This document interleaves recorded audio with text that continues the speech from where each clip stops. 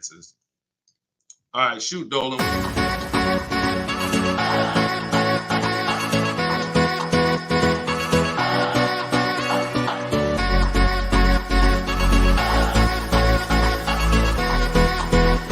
The worst possible thing you could say when you walk into a car dealership. I spent 5 years with Mercedes-Benz, 5 with General Motors, and the worst thing a person could say when they walk in is, if you could just get me to this payment, we got a deal. So your loan's probably still like 19, which means you got to pay to get out. You're upside down. It's called negative equity.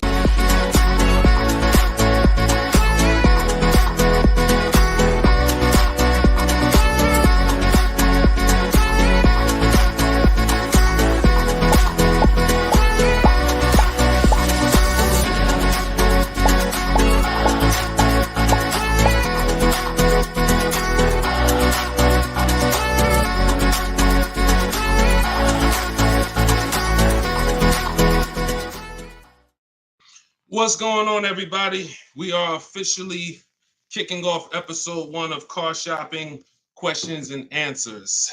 I am your host, Deshone the Auto Advisor. We're going to do this show for about an hour.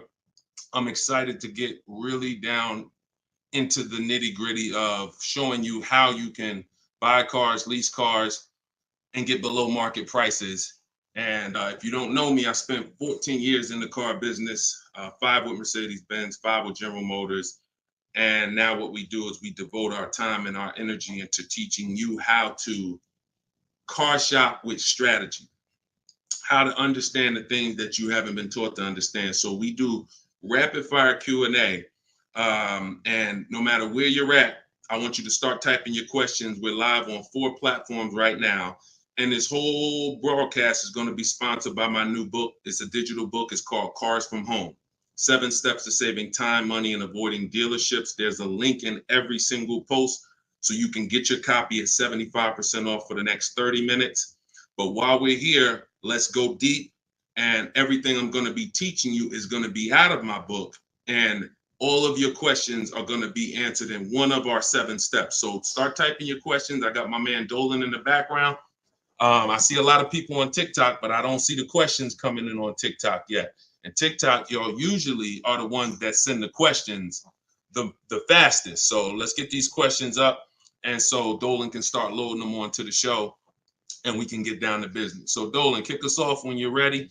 75%. Yes, 75% off is today, SS. That's from YouTube. Yes, you can get it for the next 30 minutes. It's normally $97. But it'll be in your inbox in about 5 minutes at 75% off. So let's go, Dolan. When you're ready, if we've got the first question, let's kick it off. Okay, this one's from YouTube. Hello. Thank you for all your advice. We're looking at the car on Copart, and it was a salvage title. What is your experience with these types of auctions? So I don't get into teaching about salvage titles. I'm going to tell you why. I consider that to be like foreclosures. I'm not telling you that there's anything wrong with these cars. What I am saying is they're like foreclosures in real estate, which means you should be learning from someone who actually lives that life every day, because there are many risks. When a normal person starts entering into a high risk market, the rewards could be high, but also the risks are high. So I would tell you to find someone who's buying salvage titles, buying at auction, and learn from that person. Okay, go ahead, Dolan, shoot the next one up. Okay, this one's from Instagram. I got a lease with Nissan, not looking to go back to Nissan. Should I buy it out and then trade the vehicle in for what I want? This is a great question. First of all, can everybody hit the share button? And if you're on TikTok, can y'all just start tapping the screen and light this up? Because we want to set people free, and it takes all of us to do this. It takes the people who are committed to this mission. You want to save money. You also want your friends to save money. Tag somebody. They'll thank you. So this is a great question. The only time it makes sense financially to buy a lease is when you're keeping it another 8 years. I'm going to tell you why. I'm teaching something called the 8-year rule, because what you guys have to learn is the unseen expense. The unseen expense is depreciation. That's the expense you haven't been taught to see. You haven't been taught to focus on it. It's depreciation. That's the reason why when you buy a car today for $30,000, tomorrow, if you tried to sell it, it's not worth 30,000 anymore. It's worth 25. It's worth 24, whatever. That's depreciation. So when you keep your car long term, your car's value goes down like this. But when you keep it long term, the depreciation starts to level out. When you buy your lease, all you're doing is buying a pre-owned car. That's all you're doing. Yes, it's a lease that you had, but you have to start seeing it as it's just a used car. So you want to ask yourself, should I buy a used car and then turn around and sell it? That's what you're talking about. Now, Coach Mojo, we don't buy leases. What we do is we see if we can sell them for a profit. If you didn't know you could sell a lease, I want you to type a 1 in the chat. We're going to be peeling back a lot of things you're going to discover as you listen and you stay in this community. You can sell a lease. Most of you have heard of the term lease with the option to buy, but you're not familiar with lease with the option to sell. You have those rights no matter what. 9 times out of 10, we're going to exercise our option to sell. And how you sell, there's 3 ways to sell. There's 3 different types of what I call an equity assessment. This is step 2 in my book. You must do an equity assessment. If you have ever dropped your lease off to a dealership and you haven't done this, then you could have given them thousands of dollars without knowing. So what you're going to do is do an equity assessment by calling the bank, finding out how much you owe. You want to get your payoff. That's going to tell you, let's say it's $18,500. That's your customer payoff. Now what you want to do is you want to see who will pay you more than that, or at least that amount. And we don't go to dealerships for that. We go right online. This takes 20 minutes to do. We're going to go to CarMax.com, Driveway, Carvana, Kelly's Blue Book Instant Cash Offer, AutoNation, and Car Guru Sell My Car. This is going to get us 6 offers, cash offers. See, our cars are not worth what an algorithm tells us our cars are worth. Our cars are worth what a person is willing to pay for today. And when you see those numbers, that's going to tell you if you have equity versus not having equity. So the short version of your question is, Coach Mojo, you shouldn't be buying your car unless you're planning on keeping it another 8 years, because we teach something called the 8-year rule, which is if you're not keeping your car 8 years, you're not going to outlive the depreciation drop in value. So you shouldn't be buying it. You should be leasing. And I know a lot of you probably, you're well, Deshone, I was taught never lease. I was taught don't lease. I was taught don't lease. Well, you're going to find out the more you stay here, as you just dive in to financial numbers we go over, you're going to see that that's bad advice. And unfortunately, millions of people have been subject to bad advice that has been costing them money. Okay, so we'll go more into detail on that. There's only 2 ways to beat depreciation. Long-term ownership, that's our 8-year plus people. If you're keeping your cars, your next car, if your plan is to keep it 8+ years, I want you to type K in the comments for keeper. Type K in the comments if your next car, you're like, Deshone, my next car, I want to keep it at least 8 years. I want you to type a K. All right? Now, if you are not keeping your car at least 8 years, then you should be shopping for a lease, because that's how you're going to avoid depreciation. We're going to talk more about leasing, because you cannot just get any lease. You have to get what I call a good value lease. We'll go more into detail on that, but that's the foundation, Coach Mojo. Answer those questions first before you think about anything else. All right? Go ahead, Dolan. Shoot the next question up, man. Keep typing the questions, y'all. We're bringing them from all platforms. This one's from TikTok. What to do if you have no pre-approval letter, even with a 730 score? Okay, great question. We don't focus on pre-approval letters. What we focus on is making sure. All right, so I teach something called the bank bidding war.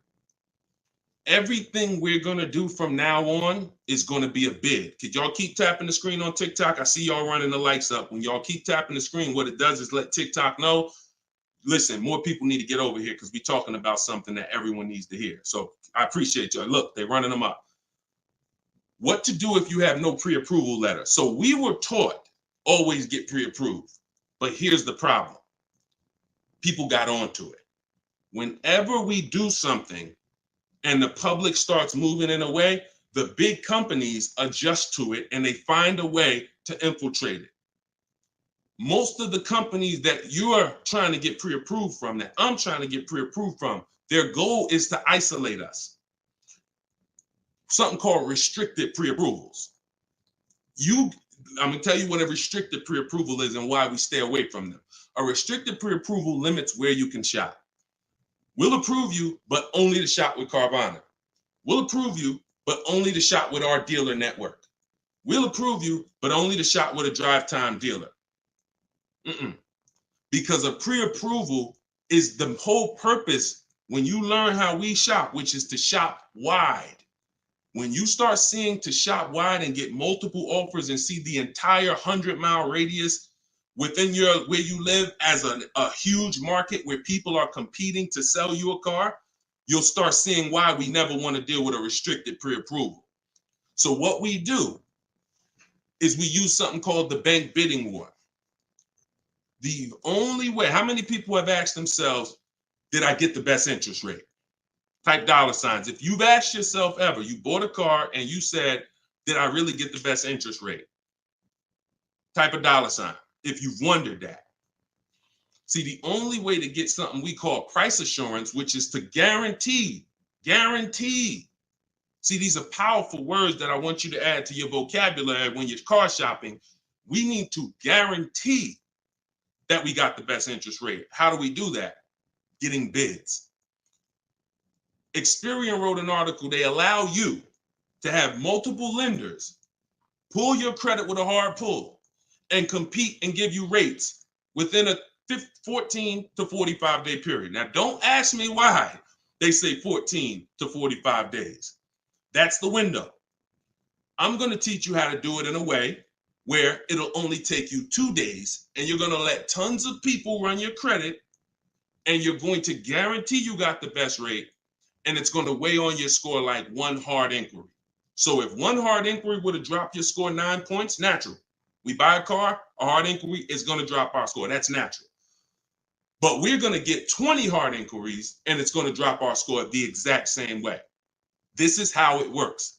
You do not let anyone run your credit under any circumstances until after you find your car.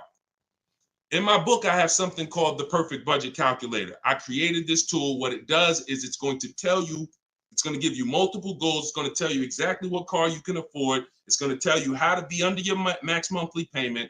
And you put everything you want to put in, what your max monthly payment is, we use the standard interest rate. So whatever the interest rate is at this time, we use that. Budget. The only purpose for a pre-approval is to budget. Think about some of you who are homeowners. The only purpose in getting pre-approved was to budget so that you can go buy your house, right? You with me? That's the only purpose. If we don't get pre-approved, we don't know how much we could afford. So when we do, what we do is we take the average interest rate, and that's what we're going to use to estimate our payments. This is in my book. See, I created technology. So some of you are saying, Deshone, is this just a book? No, it's not just a book. I have links in there. I have links to videos in there. I have platforms that I've created and calculators and tools that I created that I wish I could refer to you. No, but they're only in my book. So you can get the book. I'm going to teach you how to do things the manual way. Some things you can say, Deshone, I could do that manually. But if I'm telling you about a tool I created to use so that it can budget for you, then the only way to get it is to actually get my book. You can get it for 75% off in my TikTok bio. You can get it in my Instagram bio. You can go to deshonesbook.com, or you can scan the QR code and get your copy for 75% off for 30 minutes. But when you budget, you know exactly how much you can spend on a car, and you go find your car under that budget. The Perfect Budget Calculator is going to give you multiple goals. See, here's the problem. When you go out shopping for a car, you notice how you have a budget in mind and you typically tend to go over it. You say, I don't want to spend any more than $500, or I don't want to spend any more than $30,000. But you usually end up going over it because you don't factor in tax. You don't factor in how long the loan, you don't factor these things in. Okay, well, how much? They said I'm pre-approved for $30,000, but what does that equate to in a monthly payment? It's broken. It's a broken system. When we go out, we find the car we're looking for. That's when we are going to now let people run our credit. Never before that. We go out, you find your best deal on a car. That's when you come home and you let multiple people run your credit and fight it out to give you an interest, to give you a loan. See, because if you open up, if you let people run your credit before this, now they're going to give you a time limit. So even this is all answering this young lady's question about pre-approvals. The reason why they're garbage is because if it's a hard pull, they're garbage, because now they started that window that I told you about. You got 14 to 45 days and it starts to count down. Now you're trying to rush and find a car. Some of us, it might take us 3 months to find the best deal on our car. If you got a pre-approval and the time is expiring, you're shopping with your back against the wall. Second reason it's garbage is because once they give you a pre-approval, you are now tied to them and you don't have the opportunity to bid, and it's just garbage. So do what I'm telling you to do. When you find your car, that's when you're going to come home and you are going to now let people run your credit, and then you are going to let the dealer see if they can beat it. See, this is a must. I know you may have been taught, oh, I don't let that dealer run my credit. No, make them compete.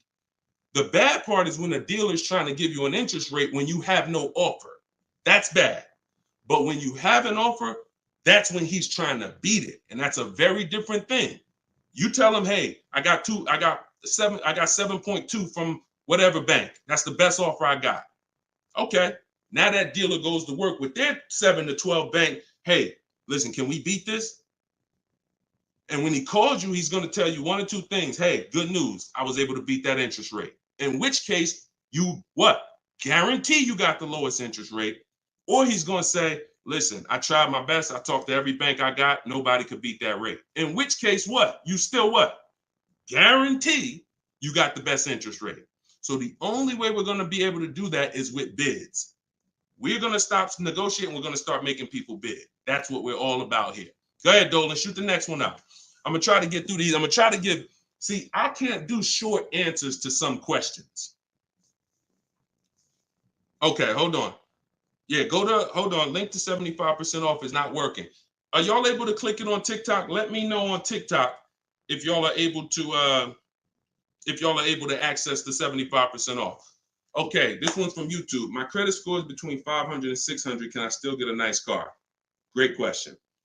You should be focused on getting a great car, and you should be, all right. My credit score is between 500 and 600. Can I still get a nice car? Under no circumstances do you ever want to compromise on the car. Follow me. You are going to focus on getting a great car, knowing I'm probably going to pay more in interest. Paying more in interest is not bad considering your situation. Here's why. That can be fixed. Refinance, that can be fixed. But if you get a bad car, that cannot be fixed. So we have resources. I use a company. I refer people to LendBuzz. LendBuzz will work with people who have challenged credit. But here's what you got to know. You can't let them dictate how you're going to shop. You must have your own shopping strategy. Now, there's two situations where if you have bad credit, how many years are you keeping the car? That's the question. If it's 8+ years, then no problem. I'm going to get the best car I can find. I'm going to pay a little bit more in interest, but as soon as my credit's good, I'm going to refinance that loan. Problem solved. Second person is Deshone. I'm not keeping my car 8 years, but I need a car now. Perfect. You should be trying to set yourself up for a lease in 2 years, in which case you want to get the least expensive car that you can get a loan on. 10,000, 12,000. You're going to use that perfect budget calculator, or you just want to say 10 to 12,000. You're going to try to find a car in that range. I'm going to tell you why. In 2 years, when you go to trade out of that car, if you go and buy yourself a $20,000, $30,000, $40,000 car, you're going to have a bunch of negative equity. And what that's going to do is that's going to stop you from getting a lease. This is what people do. Oh, Deshone, I couldn't qualify for a lease, so I'm going to go out. I want to get that Dodge Charger with the big engine in it because I can't sacrifice for 2 years. I can't be out here looking like I don't have a nice car. Problem. I can't help you. But if you're willing to say, because I'm going to tell you why. I'm going to tell you why. When you get that Dodge Charger, you usually forced your way into it, bought an older one, paying a high payment, high interest. So in 2 years, when you think you're going to trade out of it and go lease, you're going to have a hard time because the negative equity is going to be so severe. And when you have that $600, $700, $800, $900 car payment, chances are you might miss one of them. This is a disaster because we can't sacrifice. So what I'm telling you to do is say, all right, if Deshaun's telling me that the best move financially is for me to be leasing because I'm not keeping my cars 8 years, I need to be getting great leases, but I can't qualify, then my mission is to qualify. That's my mission. So when I look at what that take, what did that take? That means I'm going to get a car now, and that's going to be my sacrifice car. That's going to be my car that I drive for 2 years, build my credit. It's not going to be my perfect car. My perfect car is going to be when I drive a brand new lease off the lot 2 years from now. This is my setup car. So I'm going to make sure I get a low price car where I won't miss a payment. I'm going to build that payment history. I'm going to have minimal negative equity. And then in 2 years, I'm going to make a power move. That's the short term and the long term. That's why it's important to know, is this a long-term car or is this a short-term car? Very important to know. If it's long-term, I told you what to do. You buy a car, refinance later. Short-term, you should be setting yourself up for a lease in 2 years. Buy yourself an inexpensive car, low loan, small loan, and get ready to trade that in 2 years. But you must get a great car in either situation. You can't sacrifice the quality of the car or the whole plan goes to hell. Your car breaks down midway, plan is scrap the plan. So we never compromise. So check this out. I see as soon as you purchase the book, I give you a support email because I do not DM me about products. Everyone gets a support email because we want to handle those issues immediately. DMs I barely see. Thank God we got 2 million plus followers. I can barely see DM. That's why as soon as you get a book, I say screenshot this screen. If you don't get that book within 5 to 10 minutes, check your spam, check your junk. Then you go and you contact support and we'll make sure we email you that copy manually. Okay, because that's what we do. Don't DM, use that support email so we can make sure we take care of you. All right, shoot the next one up, Dolan. Great questions so far. What would dealers try to sell you a car that has issues? Don't sign up for these answers. That's why does the sun rise in the east and set in the west? Some questions are not worth trying to answer. Just plan accordingly and move accordingly, knowing these things are. If the people who are supposed to be taking care of you with cars are not educating you, are not moving with integrity, then you better be educated. Remember that. If the people who are supposed to be taking care of your money, when you come to buy a car, lease a car, that's a $10,000 to $100,000 transaction, some of you. If those people are not moving with integrity, and you cannot guarantee that, a smile doesn't guarantee that, talking nice doesn't guarantee that, you better be educated. And the people who are going to move like the way we're going to move, the way you're going to move if you're listening to this, the way you're going to move if you have my strategies in my book, the way you're going to move when you learn how to car shop online and make people bid, you're going to be educated where no one can take advantage of you. You're empowered. You're the one in control. You're the prize. You're the one people are competing with to earn their business. And that's what I want for you. All right, go ahead, Dolan, shoot the next one up. Just keep typing your questions, y'all. We're bringing them in from all platforms. Hello, I put a down payment on a car 45 days ago. They gave me the keys, and now 45 days, the dealership says the bank doesn't want to do the deal. The bank says they never said that.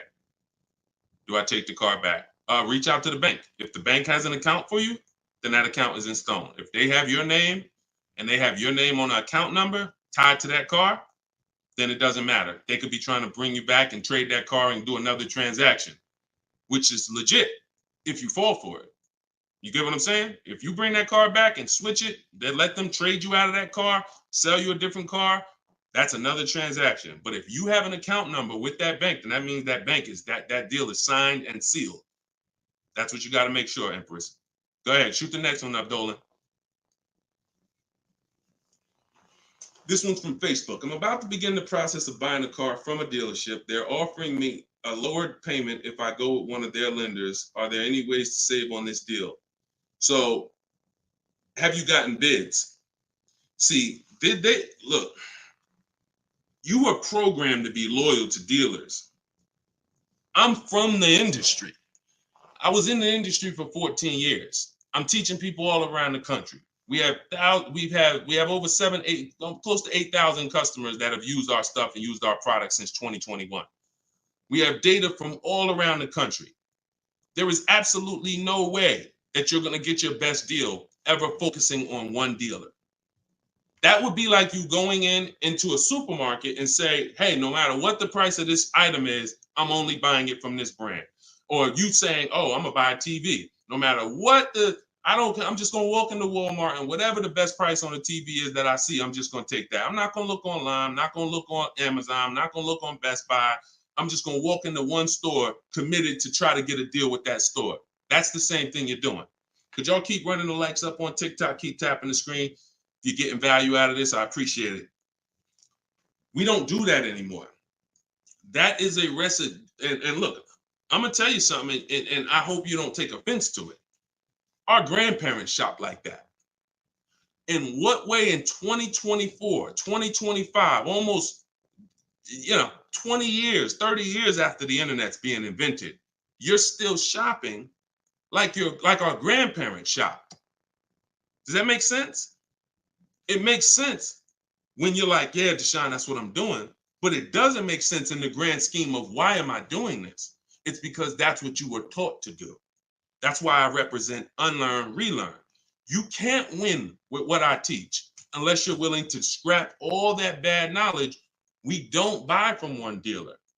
3 transactions that people have been, I'm gonna break this down real quick in literally a second so y'all understand. There's 3 transactions that you've been taught to give to car dealers. 3.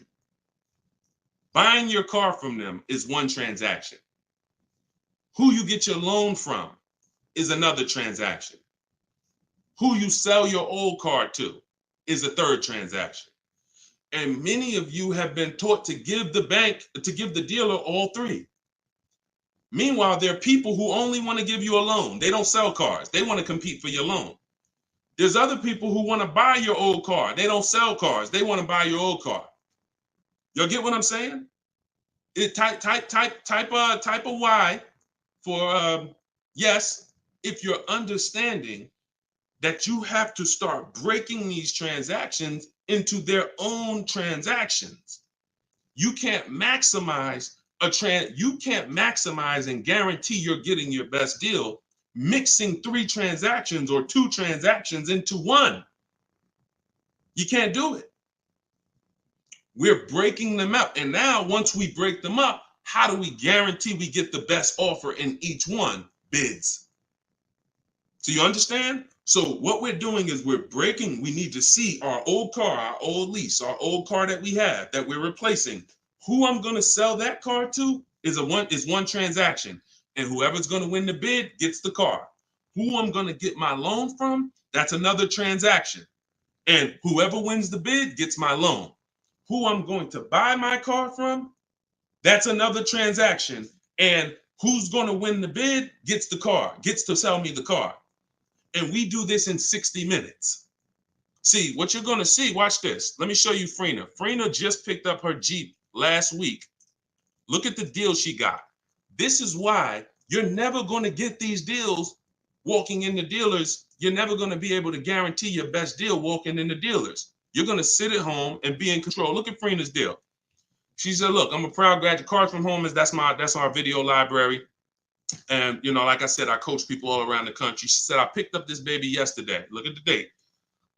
2024 Jeep Grand Cherokee Anniversary Edition. Followed the program, used all the scripts. I have scripts in my book. I have scripts that we don't talk. Because if you have to talk, you run the risk of messing something up. No offense. I'd rather you type. If you'd rather type than talk,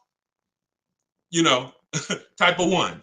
So contact the dealers, seal the deal, $579 a month. Look at the MSRP on this car. She got a hybrid one, $65,000 vehicle, almost 66. Her best deal, who won the bid, was a 0.88% lease. That is unheard of in the world. See, I teach something called the 1.5% rule for knowing when you're paying too much for a lease. The 1% rule has been around since way before I even got in the car business. If you could lease a car for 1% of the MSRP, no money down, no money out of pocket, you stole a car. This is 0.88%. I owe it all to Deshone. Without this program, I wouldn't have had the tools to shop from home. Shopping from home the right way is how you're going to win. Some of you may have tried, Deshone. I tried. It seems hard. Yeah, because once the internet was invented, internet salespeople got invented. And internet salespeople are trained to make it hard. They got to make money. And what they're going to do is they're going to make it hard for you to get a deal done, because half the time you don't even know the information you need to give them to get a quote. Hey, I got to give you where I work at. See if I qualify for any rebates. I got to tell you what cars are in my household. See if I qualify for any rebates. I got to tell you, what affiliations I have. I got to tell you what my date is. I have something called a no later than date. What's my deadline? Hey, I could buy a car, Deshone. I don't need a car for about 3 months. Should I start shopping now? Yes, you should. Because if you get in the market now and you can buy a car today, but you don't need it for 3 months, that's called leverage. See, most people walking in the dealers, they're like, hey, I need a car this week. I need a car today. That means the car that's coming 6 weeks from now, they can't benefit from that. You can. But you got to learn how to give this information. And this is why when you try to shop online, you have a hard time, because you don't know. You're defensive and you're like, I'm not giving a dealer what they need, but I'm also not staying in a position where I don't give them too much information where they can use it against me. So that's what we'll learn. Everything I'm teaching you is, if I can boil it down to a couple simple things, mastering the science of shopping from home. That's why my book is called Cars from Home, 7 Steps to Saving Time, Money, and Avoiding Dealerships, and making people bid for your business. We can sum that. Once you master those 2 things, you're going to save more money in 60 minutes than you ever saved going in the dealers 2, 3, 4 times, spending hours in there. And you're going to have price assurance, which is guaranteeing that you couldn't have saved any more money. That's what Freenah has. That's what I want you to have. Go ahead, Dolan. Shoot the next one up, brother. Keep typing your questions, y'all. We're bringing them in from all platforms. Let me bring Freenah's pick down. All right, perfect. Shoot the next one up. All right, I'm trying to fly through these, y'all, but I can't give short answers. You get what I'm saying? I got to give you the full answer. Can you get a great deal on the lease vehicles on a Range Rover? Okay, great question. You can't control the lease program. The lease program is what's going to dictate when the dealer wins the bid. Let's say a dealer, I always teach, when you start getting bids on a lease or on, you should see about at least a $3,000 to $5,000 difference from your best offer to your worst offer. Now, sometimes it's more drastic than that. You're doing it, you'll see a $7,000 difference from your best offer to your worst offer, but you need to see a spread. I'm going to tell you why. 80% of dealers are overpriced. So when you start getting offers, if you don't get enough offers to where you see that spread, you haven't gotten enough offers. I teach you need to get at least 5. In my book, I have something called the 25 to 5 strategy. So once the whole purpose of a bid is to find the dealer that's willing to discount the car and sell the car lower than all their competitors. And if there's any rebates, to disclose them to you. That's only going to come through bids, because you don't know who you're dealing with. An 80% dealer is not going to tell you all the rebates. An 80% dealer will tell you, okay, yeah, there's no rebates, but there actually is. 80% dealer is going to say, all right, yeah, there's $1,000 rebate. Hey, but there's actually $2,500. So you can't depend on an 80% dealer. You have to get multiple offers and reveal who the actual dealers are who is going to win the bid. Now, once that happens on a lease, the lease program is in the background. And if the lease program is trash, then you're going to be over 1.5%.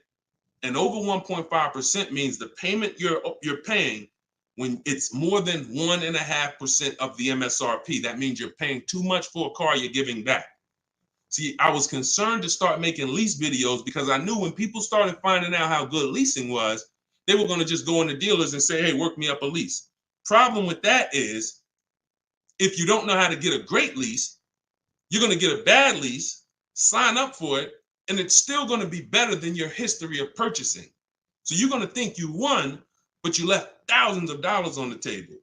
So I don't want to teach you about going after leases until you learn how to get multiple offers so you can reveal the best deals. But what we do is we always with leases have 3 options because we can't control the lease program. And if we can't control the lease program, we need to have a bet. Because look, y'all, there's tons of companies out there that are offering bad leases and people are signing up for them, especially some luxury brands. Every car has a different lease program. Luxury brands will say, hey, we're going to put a bad lease out there because we know we can ego sell people, which means, hey, come on, Mr. Jones, come on. How long you been driving Range Rovers? Man, I've been driving them for 12 years. All right, well, come on. You really gonna leave Range Rover over a couple dollars? Yeah, but I mean, the lease seems kind of high. It seems like, I'd be better off buying the car. No. If you don't know that, they're going to ego sell you.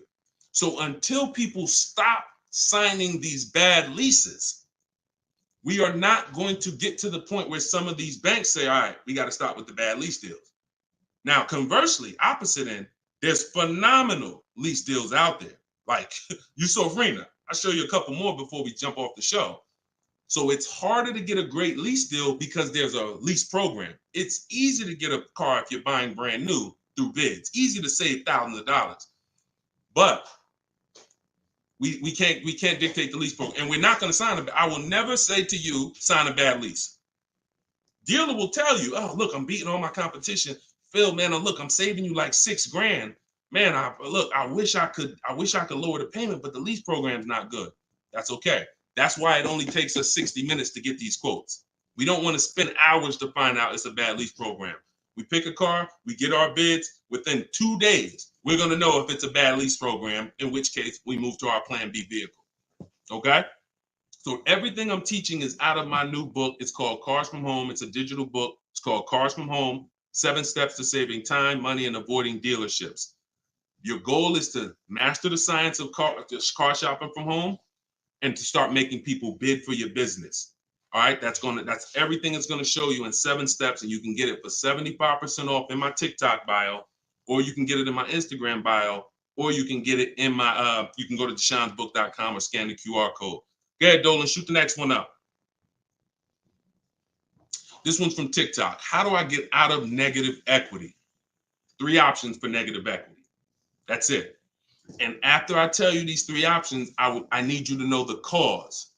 The cause is super important because I can give you a Band-Aid, but if you don't know the cause, you're going to continue to be in trouble. 3 options. 2 lead to a new car. 1 doesn't. Negative equity is the bad credit to people with good credit because if you have too much, it will stop you from getting your car. So your first option with negative equity is to pay it off. Here's what happens. You want to use that equity assessment process that I told you about a little while ago. You're going to call your bank, find out what you owe. After you find out what you owe, you're going to go to those websites I mentioned, CarMax, Driveway, Carvana, Kelly's Blue Book Instant Cash Offer, AutoNation, Car Guru, Sell My Car. That's going to give you 6 cash offers. These people are bidding on cars every day.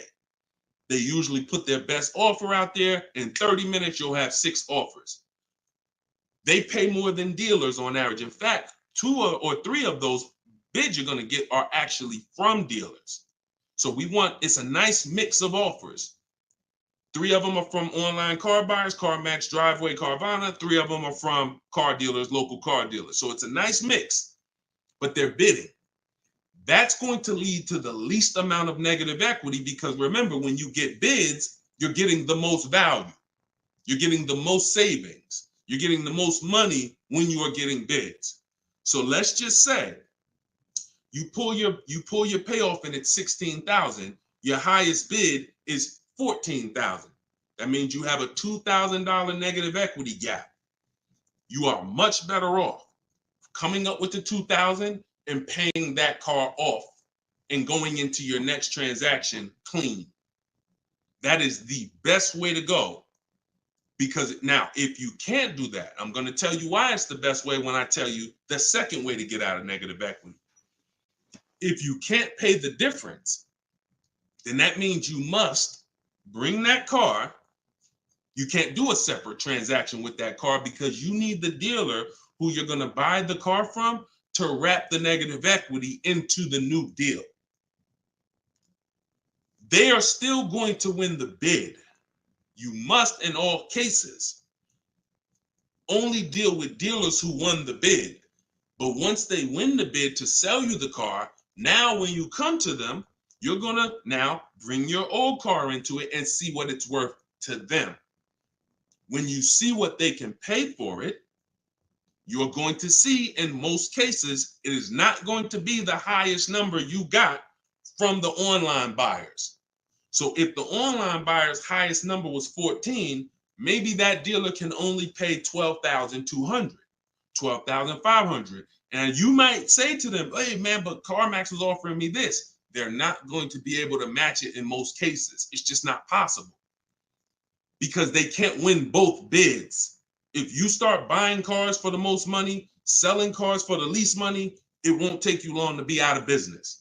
That's probably what happened to Vroom. They were buying cars for the most money and then trying to sell them, and they weren't able to make the profit. So we must separate the process, but if you can't pay the difference, you now must bring your old car into the process after a dealer wins the bid, introduce them, hey, this is the car. Now, they've already won the bid. They beat all their competition to sell you a car. So they've already proved they're a 20% dealer. Now you're bringing your old car, and you're going to see, Dad, if I would have sold it to them, I would only had 2,000 negative equity. But bringing it over to this transaction, I actually got like 3,700 negative equity. And there's nothing we can do about that. That's why I said the plan A is always, if you can cover the difference, cover the difference. If you can't, that's your only option. Now, here's the third thing. I told y'all 2 things lead to a new car with negative equity, 1 doesn't. If you have too much negative equity, you have to understand loan to value ratios. Loan to value ratios have nothing to do with credit scores. That's why I call negative equity the bad credit to people with good credit. When you bring your negative equity over, the bank is only going to lend a certain percentage above the price of the car. So if the price of the car is 30,000 and you have good credit, the bank might only lend 36. They might only lend 20% more, 25% more than the price of the car. So if you're coming over and you're trying to do a no money down deal, which is what we do, we shop with no money down. If we can make no money down deals and we can get the car payment to where we want, if we can get the whole deal to where we want with no money, that's what we do. It's different when interest rates are higher. We typically put more money down to avoid paying more high interest. But when it comes to us shopping, we always shop with no money down.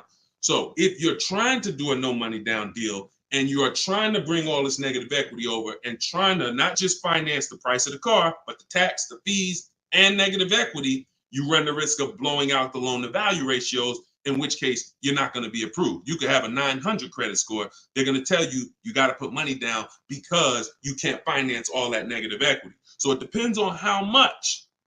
And if that's too high and you can't put down money to actually make a difference, then you're going to need to stay and pay down that car for a couple more months or even maybe a couple more years to lower the amount of negative equity.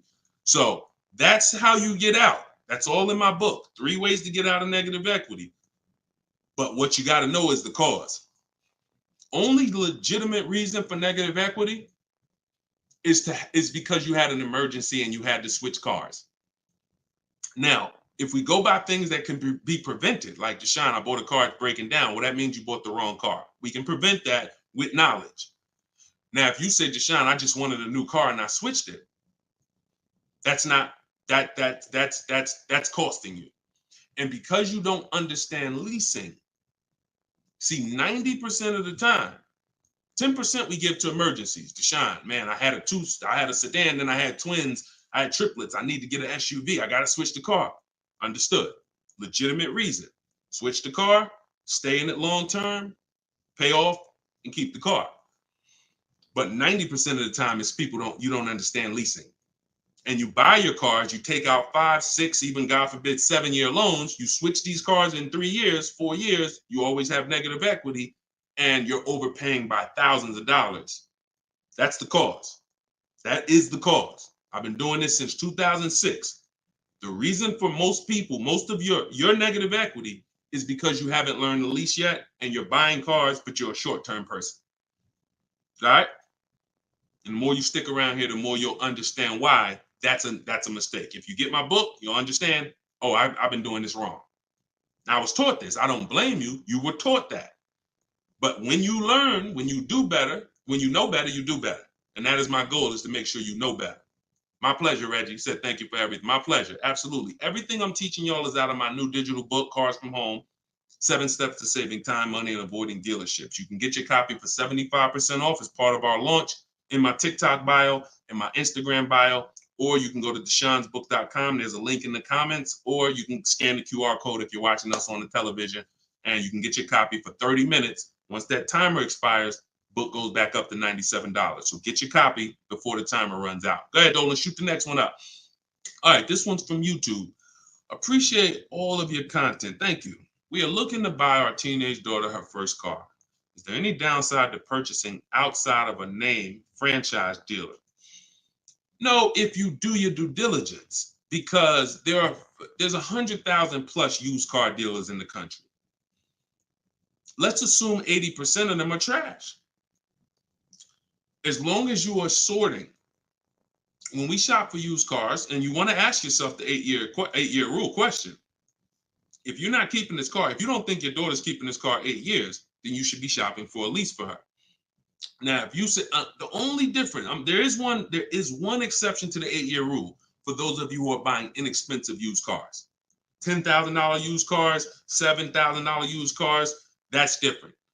That's different. I call these smart cars, not the little smart cars. It stands for saving money at the right time. So if you're buying these cars, my brother does this. He buys pre-owned cars. He gets them $10,000, $7,000, $5,000, and he drives them. He pays very little money. Sometimes he sells them and makes a little money. That's different. But the mainstream cars, if you're not keeping them 8 years, $15,000, $20,000 used cars that you're buying, you're going to see the 8-year rule is the gospel. You should be buying cars if you're keeping longer than 8 years. You should be shopping for aggressive leases if you're not keeping 8 years. So let's assume you're going to keep this car 8 years. When we are buying from used car dealers, y'all, we are absolutely shopping 100-mile radius, at least. That's usually where we start. And then we're going to search, and we're going to narrow down based on title history, based on service records, based on accident history. And then we need to verify that the price that they advertise online is legit, because there is something going on right now. It's been happening for a few years. They know you're looking for online prices. So what they do is they put a price online that they don't intend to honor. So the first thing, so we narrow it down based on those things. And when we get to this final step where we got our top 3, top 5 choices, we need to see who's going to do bogus fees, who's going to try to hit us with bogus fees, in which case we eliminate them. And then we narrow it down to the best one. And we need to pull the original. Listen, who's going to be buying a used car? I want you to type a U. If your next car you're keeping for more than 8 years is going to be a used car, type a U in the comment. In the comment section. Or if you've purchased a used car in the past, type a U in the comment. Type a U in the comment. Okay, Snowman, I see you. Felicia, I see you. Miss Bambi, I see you. Reginald, I see you. Okay, so we got a lot of people. Okay, all right, we got a lot of people who are going to be buying a used car or have bought a used car in the past. What I just told y'all is how we're going to talk about how we're going to get a quality used car. Plus, I do something. Step 4 in my process is we have to do a longevity check. Some of these cars have data that shows they don't last more than 80,000 miles before the transmission goes out. If you don't know that, then there's nothing you can do but be surprised when the transmission goes out at 78,000 miles. So we always want to do a longevity check on Google. We search these things. But the other way, what I just told y'all is how we make sure we're getting a quality car. Accident, title history, service records, accident history. But when it comes to now the value, Deshone, how do I make sure I'm actually getting a great price? How do I make sure that the car I'm buying is the best price in the market? We need to know the original price of the car. We need to know what the car was brand new. Because what you've been taught is to focus on what the website tells you. Is this a good deal? Great deal, below market. Because websites, their job is to be accountable to the people paying them. And if they were telling you that this car that you're looking at for $30,000 was originally $38,000, and it's actually only being discounted $8,000 from when it was brand new. If they were telling you that, then no one would be buying those cars, in which case no one would be paying them to list their cars on those websites. So they're not accountable to you or me. They're accountable to who pays them. So we find out through the window sticker what the original price was. Carfax has agreements with some brands where they will actually give you the original window sticker, but we must get the original window sticker. And when we get the original window sticker, that's going to tell us the discount with something I call the true value percentage. We created this. The true value percentage is the discount from the price when it was new. And that's all that matters when you end up choosing a car. Give you an example as we wrap this question up. If you're looking at three Honda Pilots. You've narrowed it down to 3 Honda Pilots. They're all within $1,000, $1,500 of each other. One's $30,000, one's $30,500, one's $31,000. Similar mileage, similar title history, similar everything. We get stuck right there. We don't get stuck when we get the original window sticker and we see that one of those Honda Pilots brand new was $45,000. One of them brand new was $49,000. One of them brand new was $53,000. You see how immediately access to that information separated the value? They all look similar. Type $signs if you got that revelation. If you understand that just that bit of information, I'm looking at 3 cars, they all look similar. Dag, they all look good, similar mileage, similar price on these websites. Which one do I pick? Man, I'm stuck. Knowing the original price, one's 46, one's 49, one's 53. The one that's 53 immediately becomes way more valuable than the other 2. That's what we're talking about. See, it's my job and my mission is to show you how to car shop online, show you how to master the science of car shopping online, show you how to make people bid for your business, and to show you where the hidden money is that you have not been trained to see. Everything I'm teaching is in my book. I don't hold back on these lives. You guys can tell.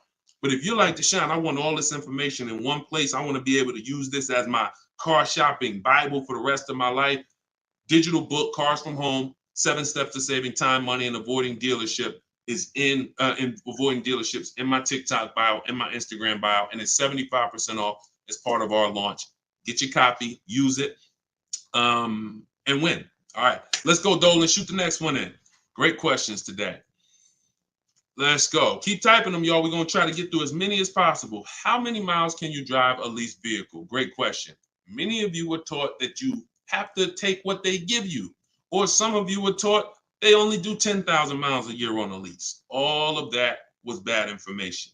You pick the mileage on your lease, and there are leases that go up to 30,000 miles. Now, some of you might say, well, who drives 30,000 miles a year? Who drives 25,000 miles a year? If you drive 25 or 30,000 miles a year, type HM in the comments for high mileage.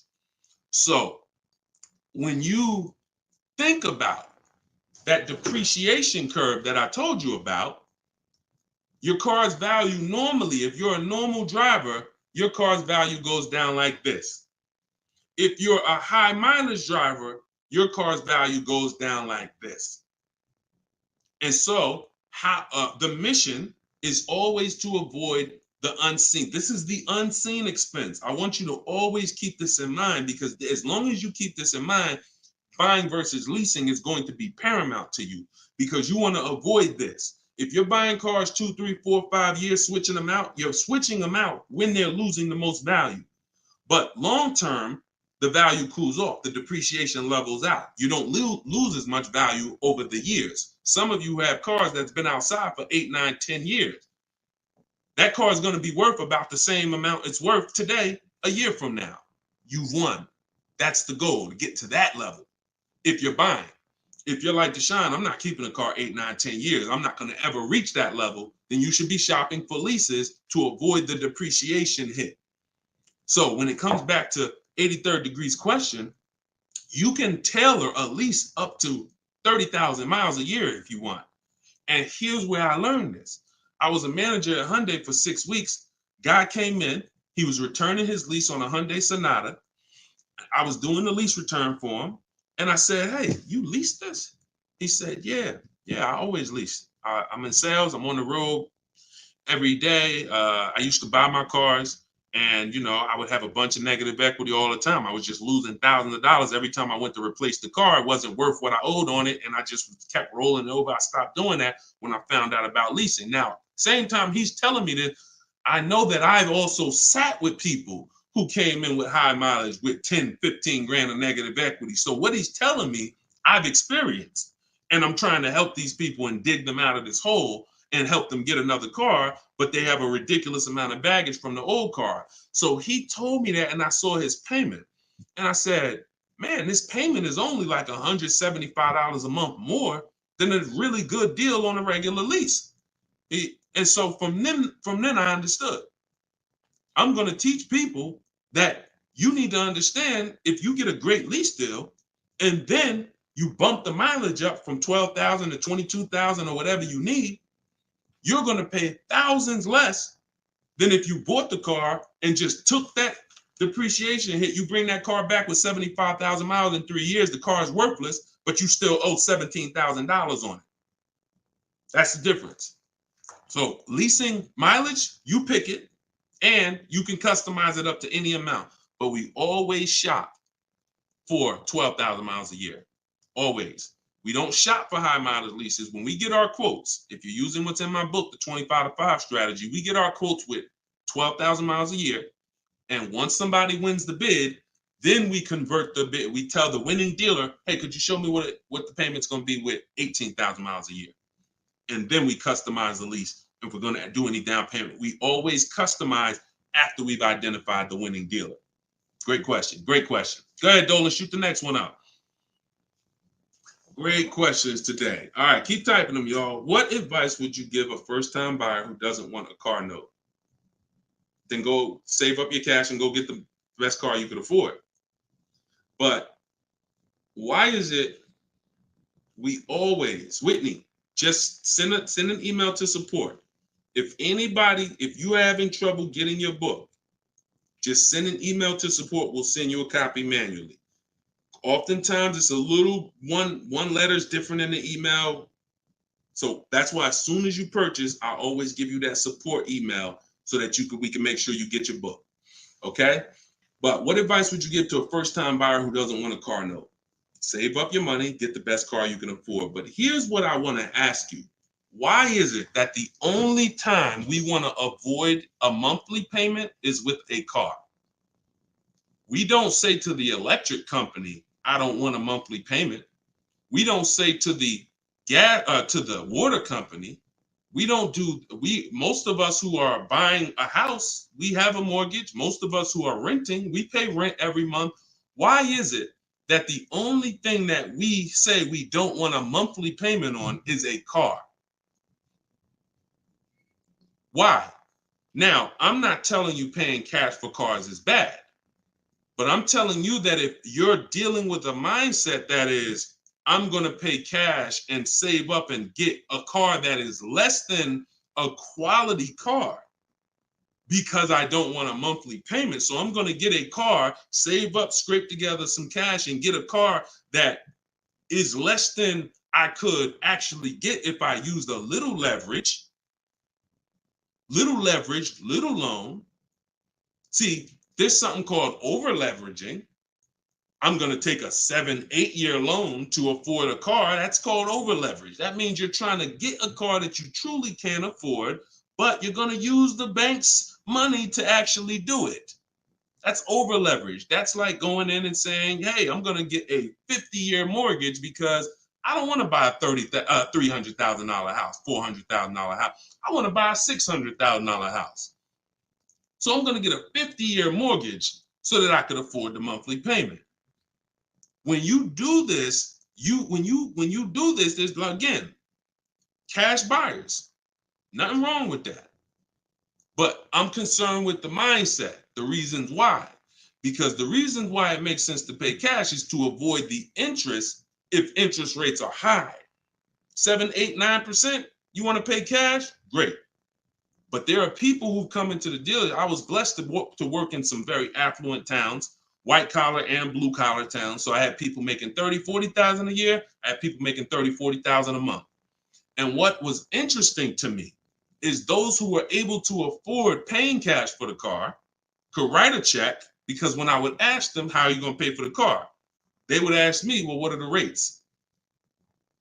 If I had a 0% interest rate or 1% or 2%, if their money was making money for them, they wouldn't put it into the car because they see the car as a depreciating asset. What does that truly mean? When I put 30,000 into the car, what is my 30,000 worth to me in 5 years? Let that sink in.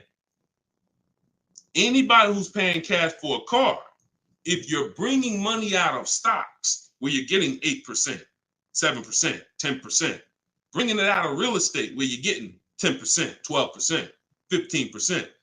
When you put that 30,000 in a car, what's that car worth in 5 years, y'all? What is a $30,000 car worth in 5 years? Average miles, 60,000 miles driven on it, 30,000. What is it worth in 5 years? Throw some numbers out there. Throw some numbers out there. Let's see. See what we come up with. My guess is 30,000. New that car in 5 years is probably worth like 14. Okay, Pink Butterfly said 13. 19 is too generous, I think. 17, 12. See, some people may be confused about this seller's market we had for 3 years because you might have just sold the car in 3 years and made some money over the last 3 years. That market's gone. So you might have really said, Deshone, I bought a car for 30 and I sold it in 3 years. I sold it in 2022 and I got 23 for it. Well, that's never going to happen again unless we have another, worldwide inventory shortage, in which case resale values go up. Normal market, yep, 12, 13, 14, 15 generously. So a person who's looking at their cash and what their cash is doing for them, they look at that. I put that money in my car, 30,000. That money could have been in the market, and that 30,000 in 5 years could have earned me another $6,000 of interest, $7,000. In which case I'm up. But at that 30,000 in the car is worth now 15 or 14. So these are the things. I don't teach one size fits all. I teach custom. I teach, it depends on what you're doing with your money. If your money's invested and interest rates are low, then leverage a little bit.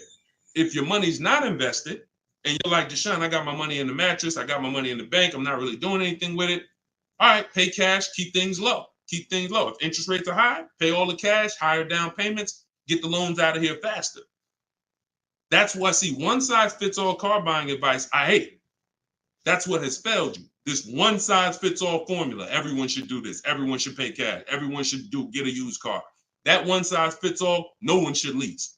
One size fits all formula fails every time because it doesn't take into account real finance. All right, go ahead. Great question. Go ahead, Dolan. See, and I'll answer the question and then go into a little spin-off answer.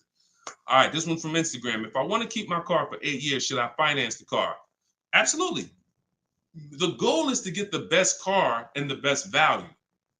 So if you can't pay cash and you say, I want to get a better car, what I teach is when you start budgeting, you are going to now see, can I get a new car or is my budget for a used car?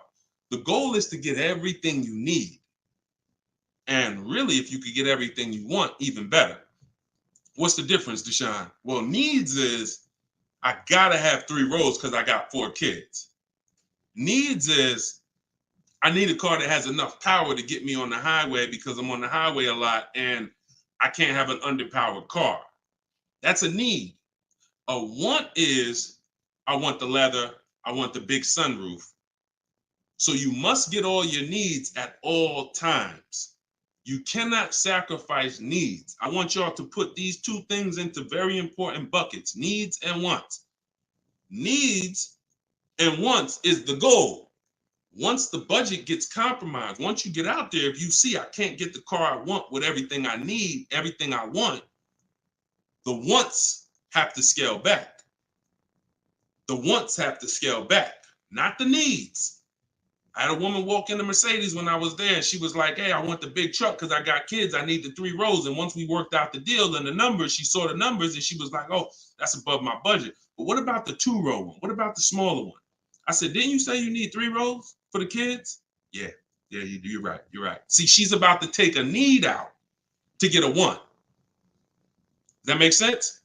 So needs and wants are the big things. Needs will make you switch the car because you didn't get what you need. And when you switch the car, you lose money.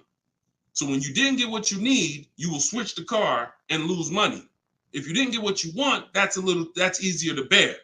Needs is like from day one, this car is not doing what I needed to do. So we must get our needs first. And that's what we talk about. So then you choose, can my budget get me a new car or a pre-owned car? And once you make that decision, you just go out and you're now shopping the market. I use, in my book, I have something called the multiple marketplace strategy. This is when we shop for used cars. We're on all the marketplaces. We're seeing the whole market as one big marketplace. Everywhere cars are, we are looking and we're narrowing it down to our best, top 3, top 5. And then we're taking one across the finish line.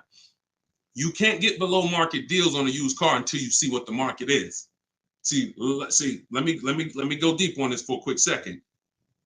The goal for me, if you're learning from me, your goal is to get below market deals, below market leases, below market. You saw Freena's lease. That's a below market lease. That's not a lease that you see advertised that people are getting. So below market pre-owned cars. In order for you to get a below market pre-owned car, you got to know what the market is. So sometimes you're going into one dealer and you're looking and saying, okay, let me negotiate with him. That's a mistake. You don't know what the market is. When you see the low side of the market on a used car, now you're able to see, again, if you're shopping the right way, there's always a spread because there's always people untrained who are going to pay the higher prices. They're going to walk into those dealers. They're going to go back and forth, take $2,000 off. They think they won, but you were negotiating with one of the higher price dealers. So because he took $2,000, $3,000 off, you think you won, but you were at the wrong dealer to begin with. So once you actually see the low side of the market, we zero in on that. And we zero in on that and we look to take one of those deals across the finish line. Can't get below market deals if you don't know what the market is. That's why when we look at used cars, we're not looking to buy the first day. We're not looking to buy the second day. Sometimes some of you are like, Deshone, I got a couple months. You might want to watch the low side of the market. You might want to, we always get alerts. When we go in, this is all in my book. If you like Deshone, I want to know all of this. I need this in my hand. It's in my book, Cars from Home, 7 Steps to Saving Time, Money, and Avoiding Dealers. 75% off in my link, in my bio, TikTok, in my bio, Instagram, or go to DeshonesBook.com or scan the QR code. But when we are getting these, when we are looking at the low side of the market, you might want to watch it. You might want to watch it and see, okay. And then we have alerts on. So every new car that pops up on these marketplaces, we get an email immediately. So we get an email immediately. And if I know that the low side of the market is 22, 23, the minute that car comes on, I'm going to be one of the first ones on it, where everyone else is going to hesitate. When a dealer gets a new car, typically a person who doesn't know the market, they're going to go in there and they're going to be like, all right, is this really a good deal? Meanwhile, we know the market. So we know in a minute, I'm going to snatch that deal before anybody even knew it was there, because the best deals do not last. And that only comes from knowing the market. All right? Go ahead. Shoot the next one up, Dolan. Great questions today. This one's from YouTube. What can I do to increase my confidence so I can negotiate more intelligently? Stop negotiating and start making people bid. Who's not a good negotiator? Type me. You're not a good negotiator. Type me in the comments. Not a good negotiator. Type me in the comments. Okay, that's most of you. And I'm a good negotiator. but you can't get guarantees being a negotiator.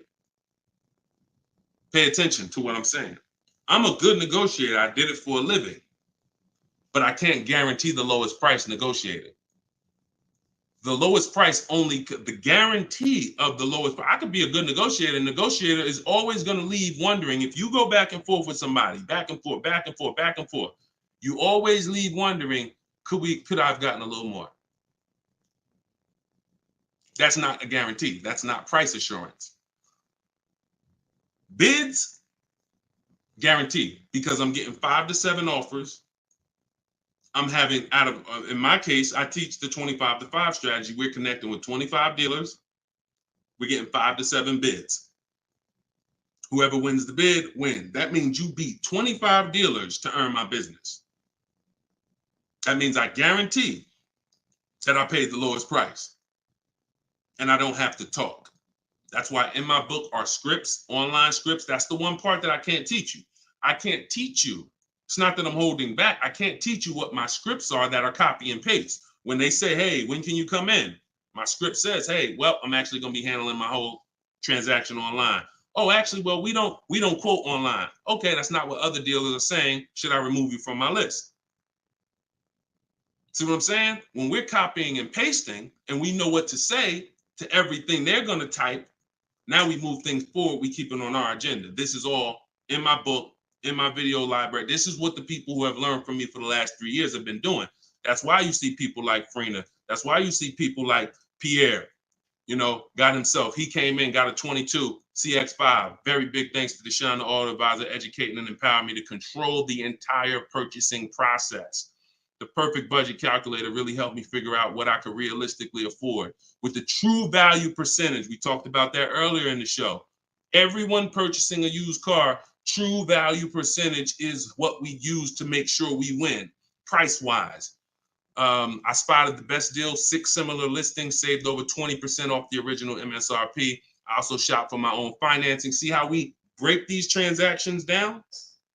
You see how he's breaking the transactions down? That's how we get bids in each category. Also, I shop for my own financing, got the dealer bank to match it. See? So we're not doing the shop for my own. Oh, I'm not going to let that dealer run my credit. He knows the bank bidding war. The bank bidding war is all these people are going to bid. So I guarantee I got the best price on my used car I bought. I guarantee I got the best loan because the dealer couldn't beat it, but they were able to match it, which means it saved me the time. I didn't have to go through that. And the dealer, see, we guarantee. That's what I want for y'all. And the icing on the cake, learning about bogus fees and walking away from dealers not willing to remove them. Now, the walking away, he's talking about not physically. He's talking about next, not physically, because we're home. We're not going into dealers walking away. Some of you said, Deshone, if I don't get a good deal, I just walk away. That means somebody wasted your time. And when you walk away, you still need a car. So you're not hurting the dealer when you walk away. Someone's going to buy that car, even if it's overpriced, and they're going to look at you and say, well, you still need a car, so it's really your loss. When you learn to do this while you're in your living room, you'll understand I don't need to walk away ever because I'm in control. No one's going to waste my time. And this only comes from mastering the science of shopping from home. That's why my new digital book is called Cars from Home, 7 Steps to Saving Time, Money, and Avoiding Dealerships. Go get your copy for 75% off. Use it. Everything is in there, from high mileage driving strategies to leasing to giving you a video to help you understand leasing. Some of you are like, Deshone, I was taught all my life never to lease. If that's you, type me. What you're going to see is I link you to a video from the Cars from Home library where I actually break down for you leasing versus buying. So by the numbers, so you can understand. Some of you, that's what it's going to take. You've been programmed so bad about leasing, you need to see it by the numbers to understand that this is costing me money, not understanding this. So that's in there. Purchasing, high mileage driving strategies, links for people with bad credit, and how you're going to get your cars even with bad credit. It's all in there. Get your copy for 75% off for the next 30 minutes. Once the timer expires, it goes back to $97. And win. Use it and win. Listen, we're an hour and 15 minutes in. We want to keep these broadcasts, these episodes. It's episode 1. If you are subscribed to my email list, you'll know when we're live. You'll know when we'll be doing these shows, and you can hop on with us. We want to do, because you see all the questions. The only way I could get through all the questions is by giving y'all little short, little one-word answers. What is that going to really do for you? So yeah, we might only get through 15, 18 questions because I'm giving you the thorough answer. And when you see that a car is the second most expensive purchase behind a house, you'll appreciate the thorough answer. No one's going to buy a house and ask about financial literacy and expect a one-word answer. So we shouldn't do it with cars. When cars, we're going to buy more cars than houses. So get your book, y'all. We will be back. We'll be back for another episode very soon. If you're on my email list, you'll know. And I appreciate everybody for tapping in. This is episode 1. We got a lot more coming, and we're going to keep dropping these jewels. Keep unlearning, keep relearning. For the people that got the book, thank you. And for the people who continue to help share this message, appreciate you. We'll see you on the next one.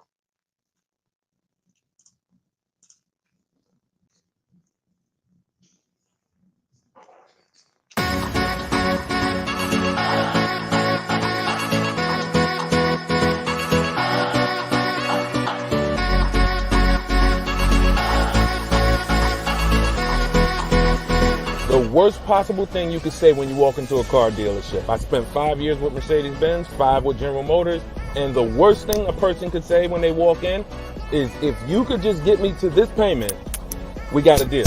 So your loan's probably still like 19, which means you got to pay to get out. You're upside down. It's called negative equity.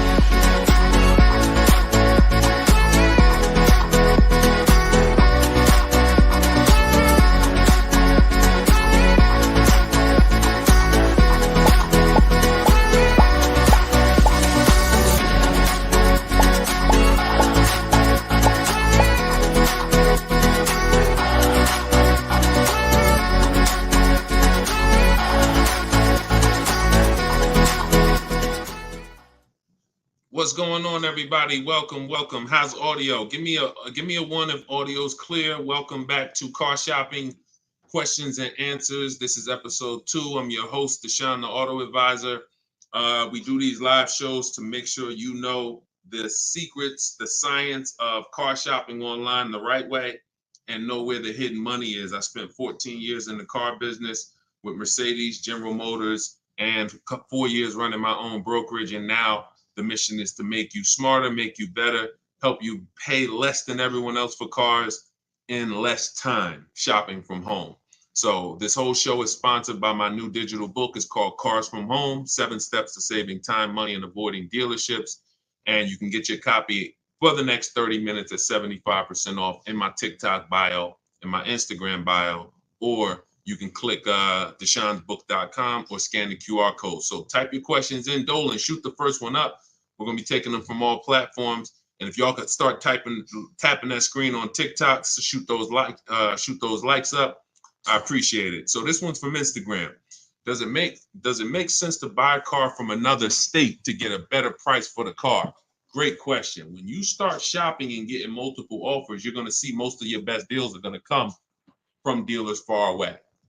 Not always, but a lot of times the dealers that you've been buying from, they think they own you. They look at your zip code and they program people to come in. The average person shops 1.2, I think it's less than 3 dealers. So when car dealers know you only are going to shop 2 dealers, then they know they can control you, and they know they don't really have to be as aggressive. Now, when you start sitting at home, like I want you to do, and start letting those offers come to you and start looking at car dealers, like start looking at all the inventory and getting multiple offers, you're going to find most times your best deal's 45 minutes away.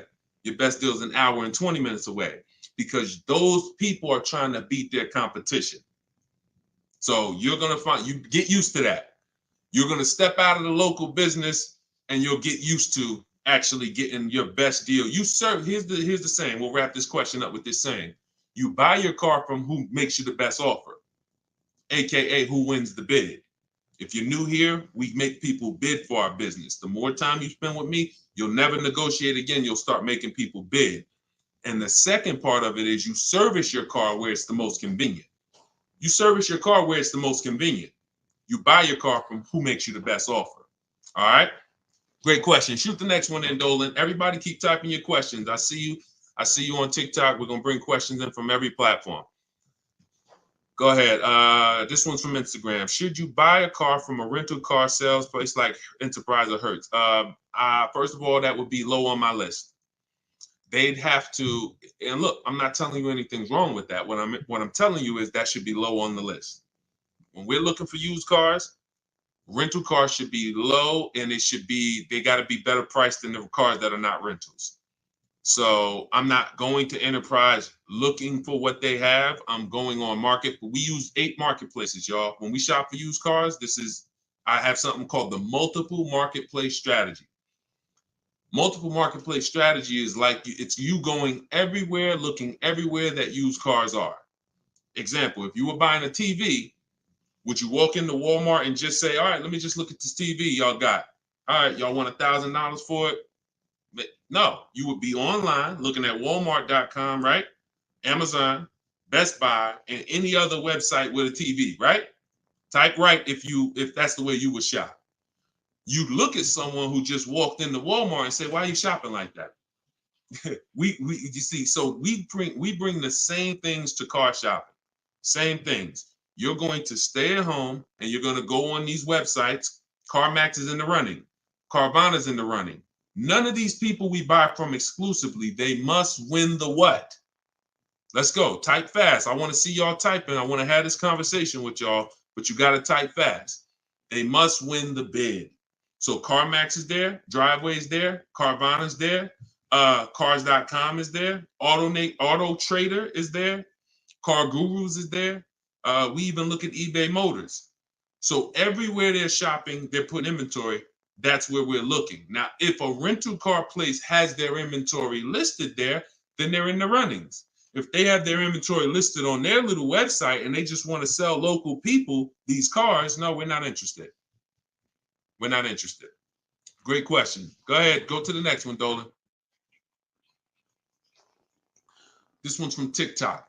Is an extended warranty worth it if you buy your lease? I don't get why so many people are buying their leases. Make it make sense to me. Used cars. If you're not, see, we're finding that a lot of people buying their leases because they actually don't know how to shop. So when you look at the deals that we get, you in the last broadcast I showed you Freena. You've seen Greg, $527 a month, $56,000 Kia EV6. You've seen Taupe, $690 a month. She leased her car, $690 a month, $54,000 BMW. Now I know y'all are looking like there's no money down on these particular deals, and saying, oh well, if everybody's putting, if these don't look like the deals I see on the commercial, that's because they're not. You're not going to get great deals looking at commercials. Ignore commercials. But we found that people are buying their leases because they don't know how to shop. And that's not a reason to buy your lease. Because what you're doing when you buy your lease is you're buying a used car. Now, let's just say you're buying this car and you're keeping it. Because sometimes you say you want to keep the car. 8 years, I have something called the 8-year rule. We do not buy a car unless we're keeping it for 8 years. Why? What's the reason? Because the depreciation is going to ruin you. So when you look at somebody like Taupe's paying $690 for a $54,000 car. Every $5,000 a month, every $5,000 that you borrow on a loan is about $100 a month. Depends on the interest rate for a 5-year loan. 5-year loan. That car would cost somebody about $1,100 a month. She's paying $690. See what I'm saying? So when you look at the fact that that's probably what a used BMW payment would cost her, but she's driving a new one for that. So if we're not keeping our cars 8 years, this should be your mission. Shopping for a deal like this, not buying a used car that you've already been leasing for 3 years, and now you're about to put a loan on it for 5 or 6 years for the balance. Does that make sense? We are not tying up our time in cars It's only two purposes. I'm going to get a great lease deal, or I'm going to buy a car I'm going to keep for 8, 9, 10, 12 years. That's it. I want to get you from being stuck in the middle. Go ahead, Dolan. Shoot the next one up. People stuck in the middle lose money. Long-term buyers don't lose money. Great lease deals don't lose money. It's those people, if you're stuck in the middle, you're the one losing the most money, and we got to get you from being stuck. Go ahead, Dolan. Shoot the next one and keep typing your questions, y'all. All right.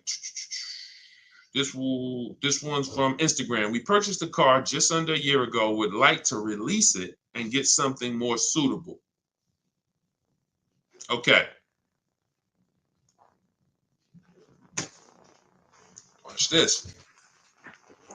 When you purchase a car, see, I'm always going to remind you of the unseen expense. When you see this, y'all know, if you've been on the show, if this is your first time on the show with me, type a 1 in the comment. Because I got to see if I'm refreshing people or if I'm actually teaching. First time. I don't want to say, if you're familiar with this, then you know this, when everybody on here, or most of you on here, are brand new. Okay, Susan, I see you. Justin, I see you. First time people, first time. Jay Malav, I see you. Okay, Sean, Go Entertainment, I see you. William, I see you. Christy, I see you. Okay, a lot of first time people on here. All right, so whenever you see me do this, picture, this is the unseen expense, depreciation. Let's explain this real quick. When you buy a car today for $30,000, what's that car worth tomorrow?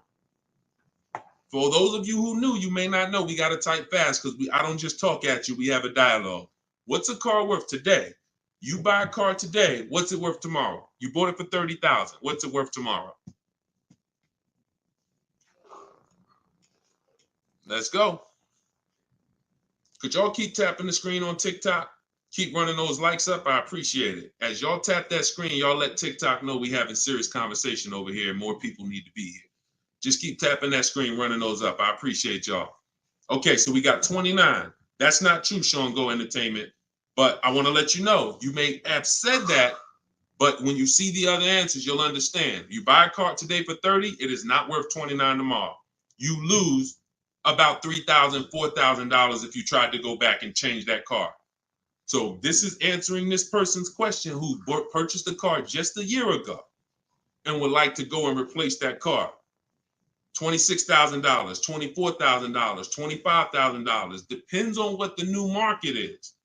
Depends on what this, but yes, you're going to lose probably 20% of the value in a day. In a day. In a year, you don't drive that car a year, you probably lose total of 20%. That's what you have to understand. You got to understand this car's value. I don't care what your payment is. Payment doesn't change the value of the asset. See, you've been taught, look at the payment. Get me out of this car, get me into this payment. That's why in the intro, some of you saw that video, the worst thing you could do in a car dealership. That video is really what introduced me to the world and letting people know payments can be manipulated, and we don't focus on payments. We want to focus on the asset, the value of the asset. So if you're buying a car, it's going down in value like this, whether you drive it or not. I give you a car today worth 30, you don't drive it 1 mile. Don't drive it 1 mile. I come up to you, I say, hey, Christy, I'm giving you this car. It's $30,000. Deshone, I don't need a car. I already have one. Yeah, but it's yours. Okay, I guess, but I can't drive it. All right, no problem. I come back a year later. You didn't drive that car 1 mile. Is it worth $30,000? Is it worth $30,000, y'all? Type fast. No. That's your intro to depreciation. So if you know that car is going down in value, whether I drive it or not, what's happening when I drive it 12,000 miles? More, it's less, it's worth less, right? What's happening when I drive it 20,000 miles? It's worth less, right? Exactly. So you want to be aware of the depreciation, it's the unseen expense. So how the heck do we avoid the depreciation hit? One, you don't buy cars and replace them when they're losing the most value. You don't replace a car when it's losing its most value. Now, here's how you avoid the depreciation. You're going to keep long term. When you keep long-term, so who has a car outside right now? You've had it for at least 8 years. Type me in the comments. If you have a car not at least 8 years, type me in the comments. Now watch this. I see you, Simply Cam. Okay, I see you, Rob. 9. Okay, I see you, William. I see you, Jay Malone. Okay, could everybody hit that share button if you're getting value out of what we're doing? If you've been on a broadcast, this is what we do. No one's having these conversations with you. Share, because your friend will be mad if they find out you've been listening to me, using this stuff, saving money, and you didn't tell them, and they out here getting killed. Tag one friend, they'll thank you. When you consider the fact that those of you who are on here who said, Deshone, I got a car out there, I've had it for 9 years, 10 years, a year from now, that car is going to be worth about what it's worth today. That means you won. That's the long-term purchase. That's the keeper. You got to ask yourself, step one in my book. Step one in my book is the most important question. My book is called Cars from Home, 7 Steps of Saving Time, Money, and Avoiding Dealerships. It's a digital book because I update it as the market changes. 7 steps. Everything I'm going to teach you is out of those 7 steps. The first one is the most important question, which is, how many years are you keeping the car? If your answer is 8, then I created something called the 8-year rule. You should be buying your cars because your goal is to get to the point where you're like these people that I just asked. The book is in my TikTok bio. Somebody said, where can you get the book? It's in my TikTok bio, 75% off for 30 minutes, which normally $97, but for everybody on here, you can get it for 75% off for 30 minutes in my TikTok or my Instagram bio, or you can go to deshonesbook.com in the comment section, or you can scan the QR code if you're watching us on TV. So you have to really focus, unseen expense. See, why do I have to spend more time educating you on the unseen expense? Because it's the unseen expense.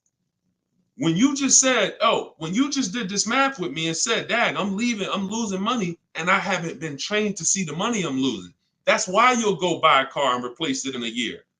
Because they're switching your payments. They're not switching. They're not telling you the fact you lost $7,000 of value. They're just going to manipulate the loan, put you on a car payment you can afford, and get you to sign off on it. We're done. You're going to understand these numbers because cash buyers would never do this. Cash buyers, if you paid 30 for a car and you came back in 2 months and they said, look, we can only give you 24, you wouldn't do the deal. But payment buyers, you're the one they fool. You're the one who can't see the money. And that's why I have to teach you to see this. So this is where you want to be. Either I'm going to keep my car 8 years. Now, some of you said, well, Deshone, I'll buy used, so I don't have to take that depreciation. But I'm going to tell you something. Buying used is not going to, when you compare, that's not the solution. Buying used or new is for long-term people. 8+ years. Buy new if you can afford to buy new. Buy used if you want to knock 20, 30, 40, 50% off your purchase price and you don't need the latest and greatest. Doesn't change that if you're buying, you should be a long-term person. If you are not an 8-year person, you should be shopping for great lease deals. And I'm going to tell you why. Look at Danielle. Look at Danielle. Danielle leased an Audi, $44,000 fee. And I'm explaining to y'all why you've been taught, well, I'm going to buy used, so I ain't going to take that type of hit. But I'm going to tell you, I'm explaining something to you real quick on how that's not the answer. Leasing is the answer. She leased an Audi A3, $44,000 vehicle. She's paying $550 a month, and she gave her first payment. She said with her first payment down. Now we're going to not use down payment anymore as a term. We're going to start saying total out of pocket. We want to eliminate down payment. Down payments can be flipped up. Sometimes you say I'm going to put money down, they don't include your tax. So we like to use total out of pocket. But she gave him $550, she drove off. That vehicle, she's driving a brand new A3. Now I want you to picture this. Danielle pulls up to somebody who's driving the same exact car, but they bought it. Every $5,000, some of you know, is about how much a month. I talked about it a little while ago. Some of you might have seen the video where I said it. Every $5,000 on a purchase on a loan is about how much per month? Let's see if anybody knows. Okay. I can't wait too long. We got to type that $100. And again, I can't sit here and act like most of y'all aren't new to me. So I'm not going to assume you have even seen any of my previous broadcasts. So I'm just going to tell you the answers. Yes, Susan, $100. So it depends on the interest rate. 5-year loan, that vehicle right there, $44,000 will cost somebody about $950 a month. You see why we don't have to wonder why people have $1,000 car payments? It's not that hard to see. They're buying their cars. So now Danielle pulls up in her Audi. Let's stay with the scenario, right? Danielle pulls up in her Audi, 44. She's paying $550 a month. Somebody next to her pulls up in the same exact Audi, same exact car. They're paying $950 a month. Now, third person says, I buy a used one. And you can replace the Audi with anything. Doesn't matter. You could be a Rolls Royce. The scenarios are not going to change. Could be a Honda Accord. Somebody pulls up and they bought a used one. So instead of 44, let's say they got a good price on one. Say they bought one for about 28, 29. Found a good price one, 3 years old. So they're pulling up in a 3-year-old one. And what I just say, every $5,000 is $100 a month. So what's their car payment if they paid 29? Almost 600. You see what I'm, so now let's just talk about what we're driving and what's coming out of our household so we can hammer this home. I'm not on the fence about leasing versus buying. And you have to get off the fence. We've seen enough scenarios where we know this is the case. One person, Danielle, got a great lease deal. She's paying $550 a month. Another person buying a brand new one, they're paying $950 a month. And they might take a longer loan. Oh, Deshone, I'm paying less. They might take a 6-year loan, and let's say they're paying $850. And then another person is driving a used one, and they're paying $600 a month. Not even a question. It's not even a question. Do y'all see what I'm talking about? 3 people driving the same car. Look at the differences. So depreciation and resale value is what you need to be aware of. These people think they win. That might have been you, Deshone. I'm the type, I bought my used cars and I keep switching them. Now, those 2 people who bought them, if they were keeping them 9, 10 years, that's a different story. It always goes back to the 8-year rule. Okay? You must understand, if I'm keeping 8 years or longer, I buy. If I'm not keeping 8 years, I shop for great lease deals. Not even a question. And you'll be mad. You're going to be mad when you find out how much money you've been missing. Some of you probably getting mad now. Dad, I was always taught don't lease. Well, those people owe you some money. Those people owe you some money because they've cost you thousands of dollars. Go ahead, Dolan. Shoot the next one up.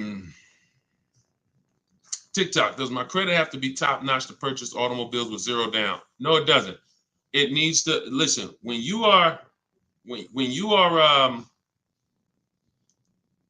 hang on 1 second, y'all. Hang on 1 second.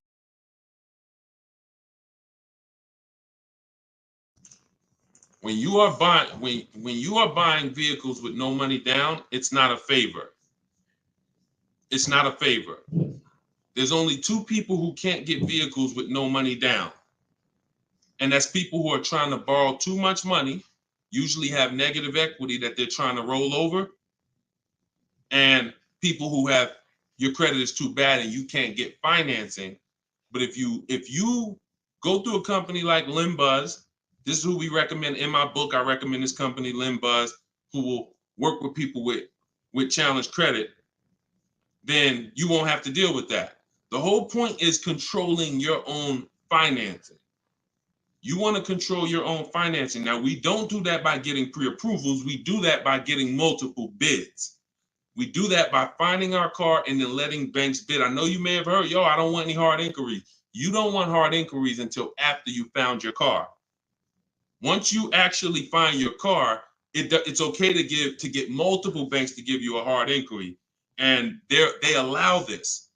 Experian has an article where they talk about the rate window. You can actually have multiple people run your credit in a short period of time, but no money down is not a favor. It's not something you did me a favor. It's definitely not a deal. See, because if I gave you a car, it's worth $50,000, but I charge you $60,000 for it, and then I say, but you don't have to do no money down. Is that a deal? I gave you a car, it's worth 50, but I charged you 60, but it's no money down. No, absolutely not. So no money down has nothing to do with a deal.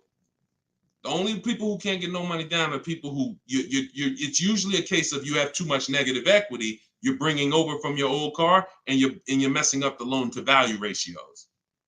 That's usually the cause, because a bank won't let you finance $40,000 on a car that's worth 30.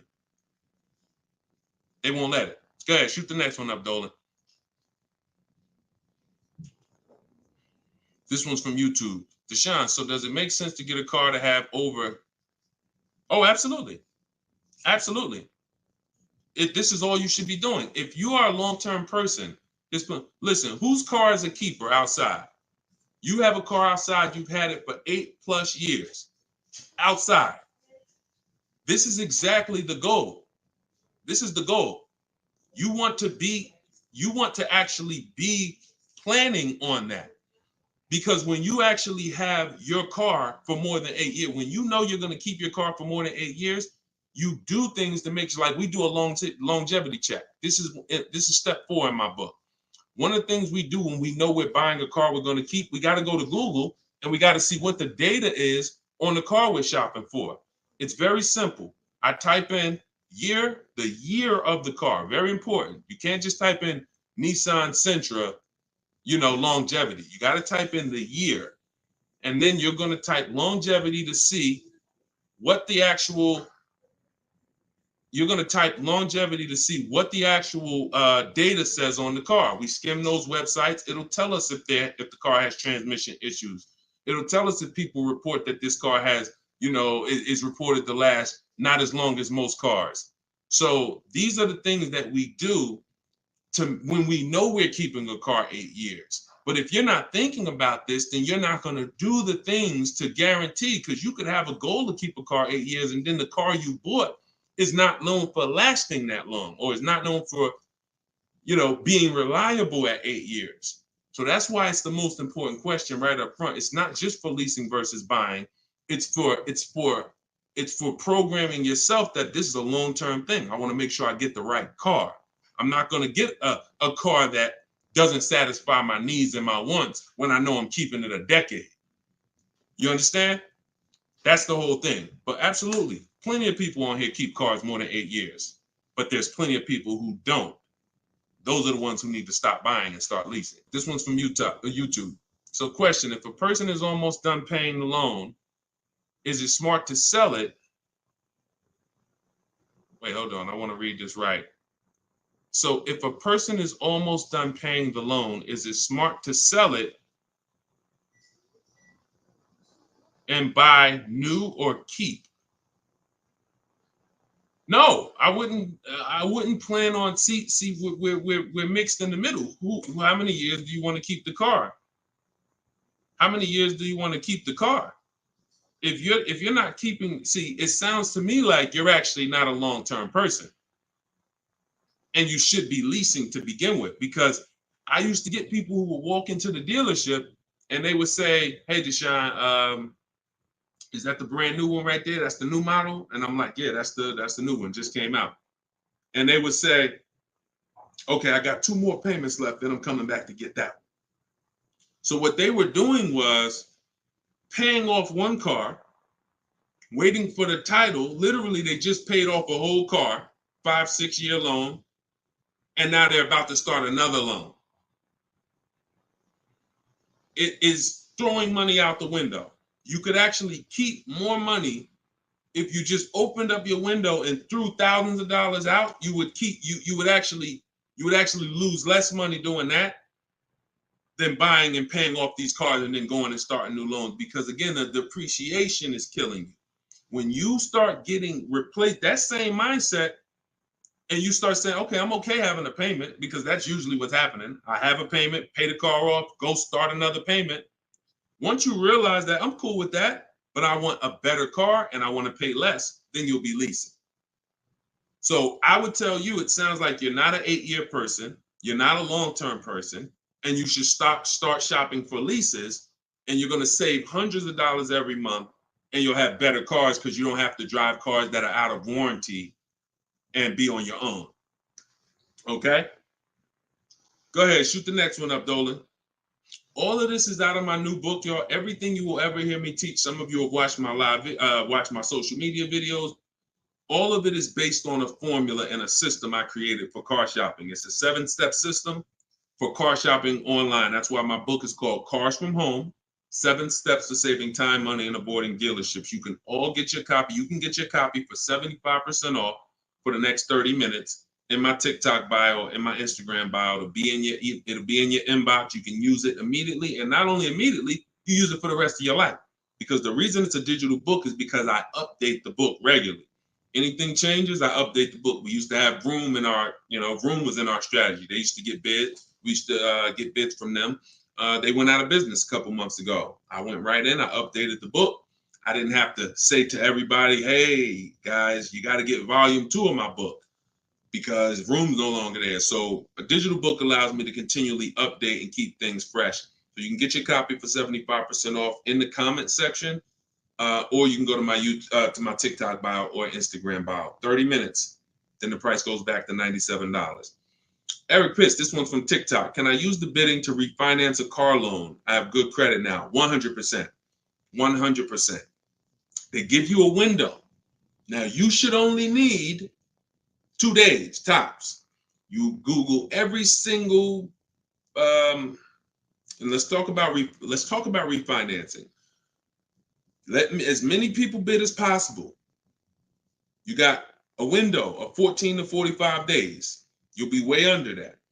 It'll weigh as 1 inquiry when you finalize the loan. It'll weigh on your credit score as 1 inquiry. But you must do it because, y'all, why do you think there's companies that just want to loan us money? The money business is very lucrative. There's companies and banks and credit unions that only want to loan us money. They don't sell cars. That should be a hint. There's a lot of money in lending. So what we need to do is take shopping our loan rates seriously. We separate our transactions. So listen, let's stay focused here. You're gonna now call your bank. You're either go on their website, your credit union, or go on their website. You're gonna look for online lenders. Go on their website. You want as many people as possible competing to make sure you save all the money. But I'm going to give you a very important caveat here that you want to keep in mind. Everyone that loans you money wants to loan you more for longer. The longer you have a loan, the more money they make. So what they're going to do is they're going to show you what it looks like if you take a long loan. You've already paid for a year or 2. I don't know how long, but you've already been paying for some time. Once you take another long loan, now you've essentially defeated a little bit of your purposes because you're going to give some of that money back at interest. Take the shortest loan that you can afford the payment on with the new interest rate. So if you were paying, let's say you had a 6-year loan at 11%. When you refinance, don't refinance into another 6-year loan at 7%. Refinance into like a 4-year loan at 7%. Whatever that payment is that you say, all right, I could afford that payment. Because they're going to try to sell you on the low pay. Well, if you do 6 years, you could pay $300. Yeah, but you can always pay it off earlier. Don't fall for that. You want to make sure you look at what's the lowest, shortest term with that new interest rate so you can get that loan out of there faster. Okay? That's how you do it. Good question. Shoot the next one up, Dolan. All right, so this one's from YouTube. Milton. So back in 22, I purchased my dream truck. 2023 GMC Denali, brand new. I don't depend on trading it, and my monthly payment's $1,095. Let's not forget the truck is $83K. Am I paying too much money? Well, I don't know how long the loan is. So you could be paying $1,095 for 8 years. You could be paying $1,095 for 5 years. You see what I'm saying? So that's why payments are not always the important payments. How much did you pay for the truck? You understand? See. It's the price of the vehicle that we focus on, not with leasing. I don't want to see what you got to be. And this is why I want you to have my book, or you got to be locked into what I'm saying, because I'm talking to a lot of different people on here, and your scenario is not another person's scenario. So you can't hear what I'm saying when I'm talking to Milton about purchasing and think, well, I'm shopping for a lease. He said, don't focus on payment. No, different. Okay. So when we're talking about purchasing, the most important thing is how much we paid for the asset. Now, I don't know what you paid, and I don't know how well you shopped. I don't know. So there's no way. And here's the thing. The way we buy cars is by design. We don't know. When you start getting bids and it's done, I'm going to just assume, let's just say, I'm not going to look at your deal and dissect it, because I don't have enough information to do that. And plus, if the deal wasn't good, what good is it me what good is me? It's your dream truck. What good is it me? I mean, what good am I going to do telling you overpaid for it anyway? So let's not ask questions that could lead to hurt feelings and long-term remorse for our dream truck. But for the rest of you who are shopping, and for the future, because Milton, your family's going to shop, you're going to shop again in the future. The way you've been taught to shop guarantees you never have price assurance. Price assurance means I don't have to ever ask if I could have paid less, because I got bids. Negotiator. If you're not a good negotiator, type me in the comment section right now. Deshone, I'm not a good negotiator. I hate it. I don't like it. I'm an introvert. It's not for me. I feel like I always get the losing end of the stick. I just feel like, people take advantage of me. I'm too soft-spoken. Whatever reason. All right, Susan, I see you. All right, Christoph, I see you. All right, Jay, I see you. Okay, so when we look at negotiate, I'm a good negotiator. I did it for a living. But one thing I know about negotiating, why I will never shop this way, and I don't want you shopping this way, is because you cannot get price assurance. You can't guarantee you pay the least price when you're negotiating one-to-one. When you go into the supermarket and you see you're getting spaghetti sauce, there's 7-10 companies trying to sell you spaghetti sauce. They're all like, hey, hit me this week, Prego, I'm on sale. Vitellini, I'm on sale. Hey, Ragu, it's they're competing. Everyone competes for our business except car dealers. Everyone wants to compete. So the reason why we can spend money on these other items and we never have buyer's remorse is because we've seen so many options. Y'all get it? We've seen so many options. I knew I didn't overpay. If I told you right now you got to go buy a 100-inch TV and you got to guarantee you don't overpay for it, you're going to be like, Deshone, I can do that.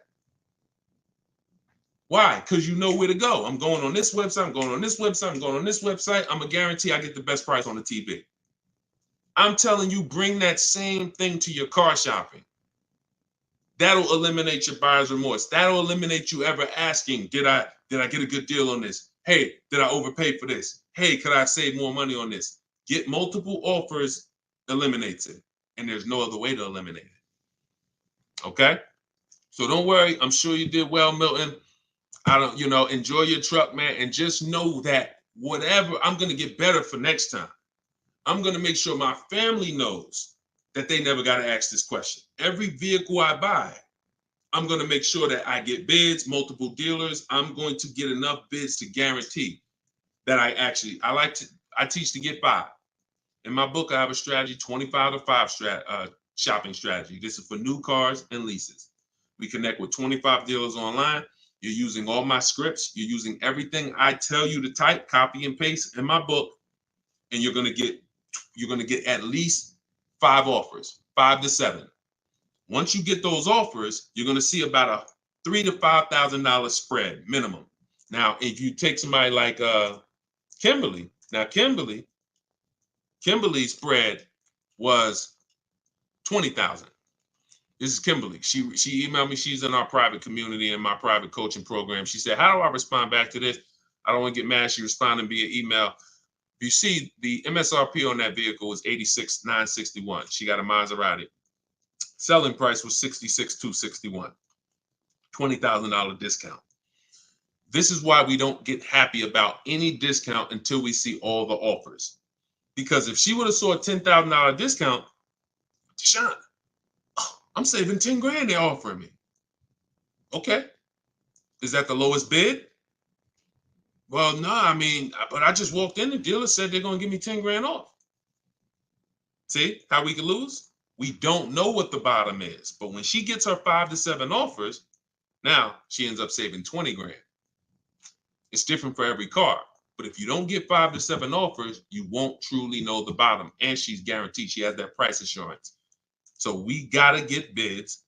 You could do it my way, which is the easy way, 60 minutes from home, using my scripts for new cars and leases. Different strategy for used cars, or you could do it your way, which is calling around, stay in your house, call, talk to some sales managers, get 5 bids. It's up to you, but you get my book for 75% off. Get your copy, 75% off in my TikTok bio, and you'll have all my scripts. You use them for the rest of your life. All right, go ahead. Shoot the next one up, Dolan.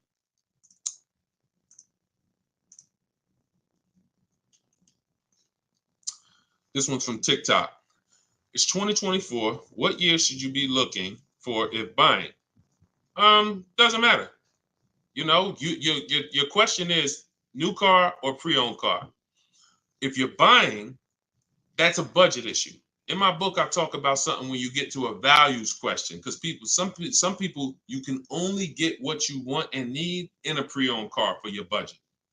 Some people, you can afford both. And you're like, Deshone, I got a budget. I could afford both. I could get a new one. I could get a used one. Which should I get? That's a values thing. Do you want it? Some people say, Deshone, I get a new car every 10 years. I mean, I only get a car every 10 years. I'm going to get a new one. Some people said, I don't, you know what? I'm going to knock 30% off the price. I'm going to get a pre-owned. It's up to you. But budget dictates usually whether you're going to get a new or used one. But, you know, I would get the best car for my budget if I could afford. Now, here's the key. Here's something very important. Some of you actually look for 1 or 2 year old vehicles. I'm going to tell you why this is the danger zone. You don't know if I don't know what the brand new price is. If you're looking for something 1 or 2 years old, then you should shop for a new one first. Why? You're typically not going to have enough inventory to look at to really get a good gauge. When you start seeing my stuff, you'll see, when you hear me talk about looking at options, multiple offers, multiple options, you'll see we're looking at lots of options very quick and making our decision. When you have only the only way dealers get pre-owned cars is someone trades it or they buy it off lease. And the average time, not many people buy a car and turn around and trade it in a year. So you're going to have a hard time finding a 1 year old car. You might not a lot. You'll find a lot of them. You won't find a lot of them. And when there's not a lot of them, what does that give us? What is the potential for it? Overcharge. If the dealer knows there's not a lot of them, I might overcharge you. Now, here's the problem. Here's why you must shop for a new one first. Let's say the brand new market on that vehicle is my best offer. I could save 5-6 grand. Let's use a vehicle that has like $6,000 in rebates and I end up saving 10 grand. If I could get a new one and save that kind of money, $40,000, and I end up buying it for 32, 33, whatever, 34. Now that's going to dictate the market, because some people will look at that 1 year old one for 32 and be like, okay, I like that price. That's a problem. That's a problem. Because why the heck would I buy a 1 year old one for 32 if the new market is I could get a new one for 34, $2,000 more, I get a brand new one. This only happens when we're looking at cars that are very new, 1 or 2 years old. If you're looking for a 3 year old one, there's going to usually be lots of options, lots of inventory. 4 years, lots of options, lots of inventory, and you don't have to worry about that. Cool G said you answered my question. That's typically what happens, because a lot of you in here, although there's a couple scenarios, a lot of you in here, you got to realize your scenario is not unique. You have thousands of other people who are in the same exact scenario as you. So if you stay on long enough, you'll usually hear somebody ask a similar question, or you'll usually hear me answer a question you would have asked. But yeah, that's the first thing I would say. Focus on, if you're buying a 1 or 2 year old one, you always shop new first. We got to know what the new market is to know what we should be saving on a 1 or 2 year old one. If you're buying 3 or 4 years old, then you don't have to worry about that. Go ahead, shoot the next one up, Dolan. Instagram, I always think I get a good deal, but then I don't. Bids. You eliminate this with bids. Look, I wish I was coming into your life to tell you you're doing okay. The fact is, most people are not, because you don't have price assurance. And price assurance gives you the when you don't have price assurance, you have potential for buyer's remorse. Aside from the car. And I know this. Look, I'm a nice guy. I consider myself to be a nice guy, but I'm in the bad news business, because I'm not meeting you telling you you're doing good and then, oh, you're doing so good, but I want to help you do better. I'm meeting you telling you that 99% of what you've learned about buying cars, leasing cars is wrong. And not only is it wrong, it's cost you thousands of dollars already. Now you get to decide from this day forward, are you going to change the trajectory of the finances that you pay for cars? You get to make that decision. But you got to admit you need help. You got to admit you're not doing as good as you would have hoped you were doing. And if there was 80 people out there teaching what I teach, then God bless, that would be a shame if you didn't tap into one of them. There's not. I'm one of the only ones that teach in this way. A lot of the stuff that I teach, I created it based on math and looking at thousands of scenarios, leasing scenarios, buying, people who buy their leases and creating and seeing where these people get jammed up. And now that information is available for you now. But in order for you to actually win, you have to admit that I need that. So if you think you're doing bad and you're like, yo, I'm done doing bad, this guy is here. He helps people. He's got proven track record. I got over 2 million followers on social media. I'm a very public person. We've been around for 3 years. If my stuff wasn't working, you would have heard it by now. But we have hundreds and hundreds of people, if not thousands, that have actually used what I teach to eliminate that statement you just made about, I think I got a good deal.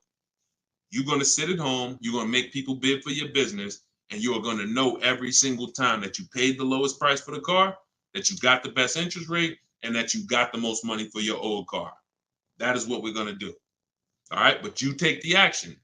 You could tap into live videos, or you could say, Deshone, I'm going to get your book. It's 75% off. It's a digital copy, which means anytime something updates, I update the book, and you got the new version, and you got all my strategies of how to car shop from home for the rest of your life. All right?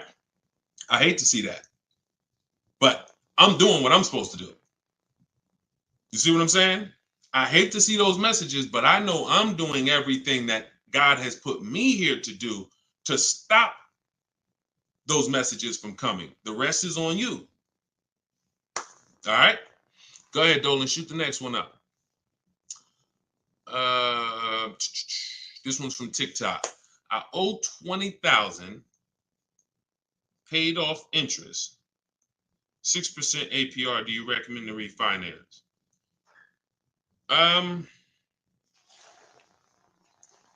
Depends on how low you could get. You know, rates are pretty high right now, but you know, I mean, maybe you don't go through the hassle of refinancing to save, you know, half a point. You know, that's tough. If you can't save a good amount of money refinancing, can't drop your, but at the same time, money's money. So if I could save 1 point, that might save me $500 on my loan. You know, 1 point on my interest rate might save me $500. So I wish it was a site that shopped. In fact, we maybe in the future there will be.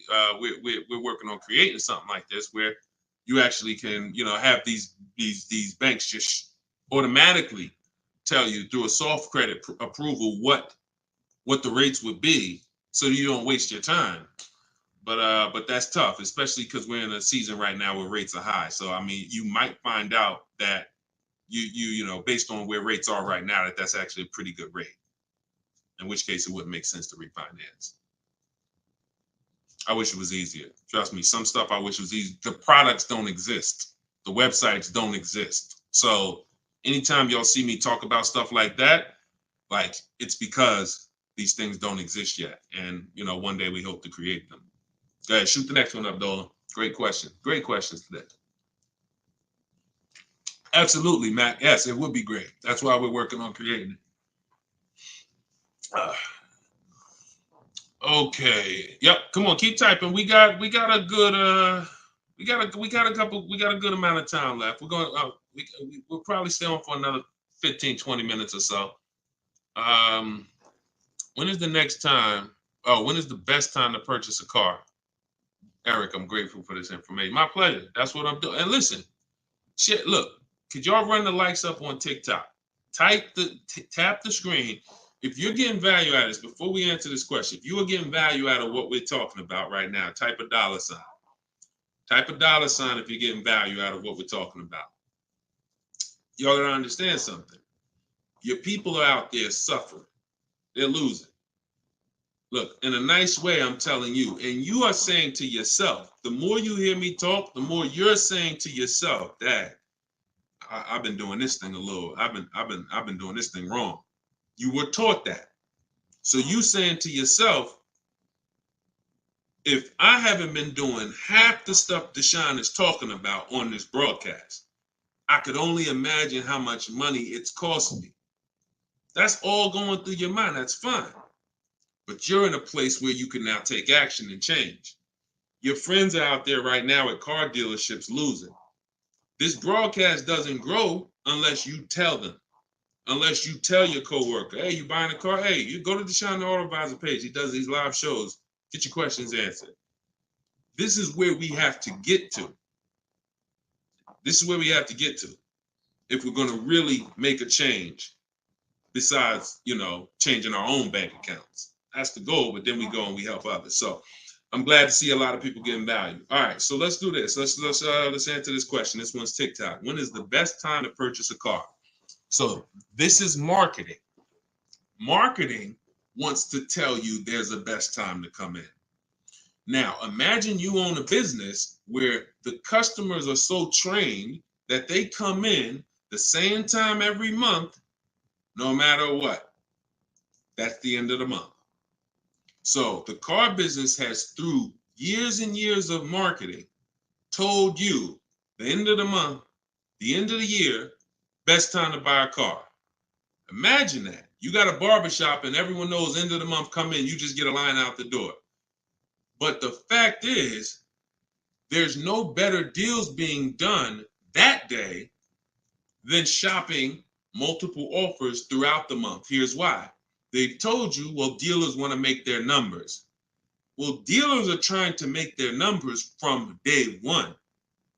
And when they see, we used to look up sometimes and we knew we had to do 250 cars for the month, 325 cars for the month. We look at the books, it's the 9th of the month, we only got 30 cars sold. What do you think is happening? We're getting a little nervous. We're not pacing to hit our numbers. Opposite end, I've seen months where we are ahead of schedule. What does that mean? We might hit our numbers on the 27th of the month, the 26th of the month. It doesn't matter. The best dealers are trying to hit their numbers throughout the month. So when it's the 9th of the month and no one's in the dealership and no one sold the car today and this daggone tumbleweeds going through the showroom and everyone's praying for a customer, what do you think happens when a person reaches out then and says, hey, I'm looking for a car? But marketing tells you otherwise. Marketing says no matter what, coming at the end of the month. So there is no best time to buy a car. Here's what I would tell you. There's a best time to be in the market. In my book, I teach something, and I always teach this: 2 dates. Your no later than date and your as soon as date. No, as soon as date is the soonest day you can accept a deal. The soonest date you can accept a deal, that we call that you're in the market. That's step 5 in my book. In the market, looking at offers on websites, ready to take an offer down if it looks good. If a bid comes in and it wins, we're in the market. We don't do that until we can accept an offer. Now, once that's done, once we've established our as soon as date, we need to ask ourselves, what is our no later than date? Your no later than date might be end of the year. You might be saying, I got a kid going to college. I got to get a car by the time they go in the fall. You might be saying, I get a car by end of this month. That's your no later than date. Now, the time in between those 2 dates, that's our leverage. Because this is how long you can say no. This is how long you can look at offers and say, no, sitting home, using the way I teach you, look at used cars, look at the used car market, look at the new car offers, look at the lease bids you're going to get, the quote you're going to get. No, you know what? I'll reach out next month to see what the programs are, because programs change every month. Used car trends change every month. So when you're in the market early, there's so many benefits. Car not coming for 6 weeks. I want a black car. It won't be here for 6 weeks. A person who's coming in the dealership today and they need a car today, they can't get that car. You can. So being in the market early allows you to establish contact with dealers. If you're shopping for a new car or lease, establish contact, get bids, look at offers, say, you know what, I'll follow up next month. It also allows you to be top of mind. When somebody's sitting in their car dealership and they're like, look, all right, y'all, we're behind on the numbers. Anybody who makes us a reasonable offer today, we're accepting it. Now, every salesperson goes and looks at who they've been talking to, who couldn't get them to buy with the first offers. They couldn't get them to buy when they was trying to take shots. Now they're like, okay, hey, look, hey, Chris, man, are you still in the market? Look, I could do that deal now. Hey, we need a deal. See, when you take advantage of what I'm telling you and you start to understand these 2 dates, that's in my book, and that you'll hear me talk about, you'll understand that sometimes our best deal doesn't come in the first month. When I was shopping for my mother's Mazda 3 years ago, when she got her lease, I entered the market in October. I was looking at the offers. I didn't like them. Next month, I looked at them again. Didn't like them. December came. Dealer I've been talking to said, hey, this is the new programs. I got this car. This is what I could do. We got a deal. Couldn't do that if I waited until December to come into the market. Couldn't do that if in October, I needed a deal. So there's no best time, in my opinion, to shop for a car because, as I said, beginning of the month could be a great deal. End of the month could be great. Beginning of the year, when you're talking to multiple dealers, somebody's going to say, I need to sell a car immediately. That's why we do this from home. But the best way to buy a car, in my opinion, is to know these 2 dates and to use that time in between those 2 dates as your leverage to say no. All right? Look, I can't give you short answers. Look, I'm a put that one up. We're going to go to that question now. We're going to go to this one on Instagram now. But understand, this is why we have been losing short answers for major 5-figure items. Got to give you the long version. Because once you learn it, once you see, this is repetitive.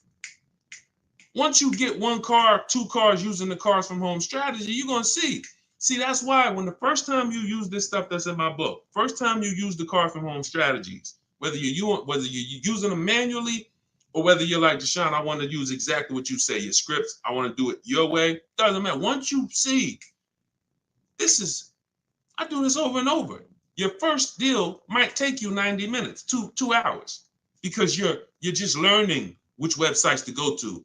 We don't go, if you don't see me say go to this website, don't go to it. It's a waste of time. But once you see, you're gonna be like, okay, rinse and repeat. You'll go from getting cars in 2 hours to 90 minutes from home to 60 minutes from home to me, I can get any car I want. I can find out the best deal in 45 minutes. Copy and paste, copy and paste.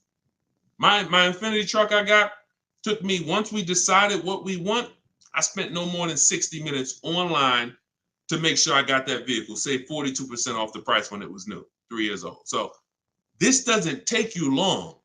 That old way that you were programmed to use, that takes you a long time. That's headache. This is 60 minutes from home. That's what I want for you. Go ahead, shoot the next one up. Shoot that Instagram question up, Dolan. All right, how do I get quotes from car dealerships to take with me to take in my lease? I will be leasing another car. This is without having a credit check run. Yep, we never need a credit check to get quotes. Now, some people will tell you that. Now, if you're at home, then you'll see when you're at home, there's a script that I use when a dealer says they don't do something, and we require all our customers to be here to get a quote. Okay, well, I'm talking to a couple of dealers. No one else has said that. Should I remove you from the list? See what I'm saying? You're gonna see when you're using Deshone scripts, you saying what I would say. you see what I'm saying? So if you are in a dealership, I can't help you. I don't even want to even talk about that. I'm not going to tell you how to go, and it's like oil and water. Somebody called me back when I was first coming out the business and I was first starting this education business, and they said, Deshone, somebody told me to call you. I'm in this Toyota dealership, man. I'm trying to see how do I get the price down on this car? I said, get up and walk out. Get up and walk out. Because if you're in an 80% dealer, you can't, no matter how much they take off, you lose.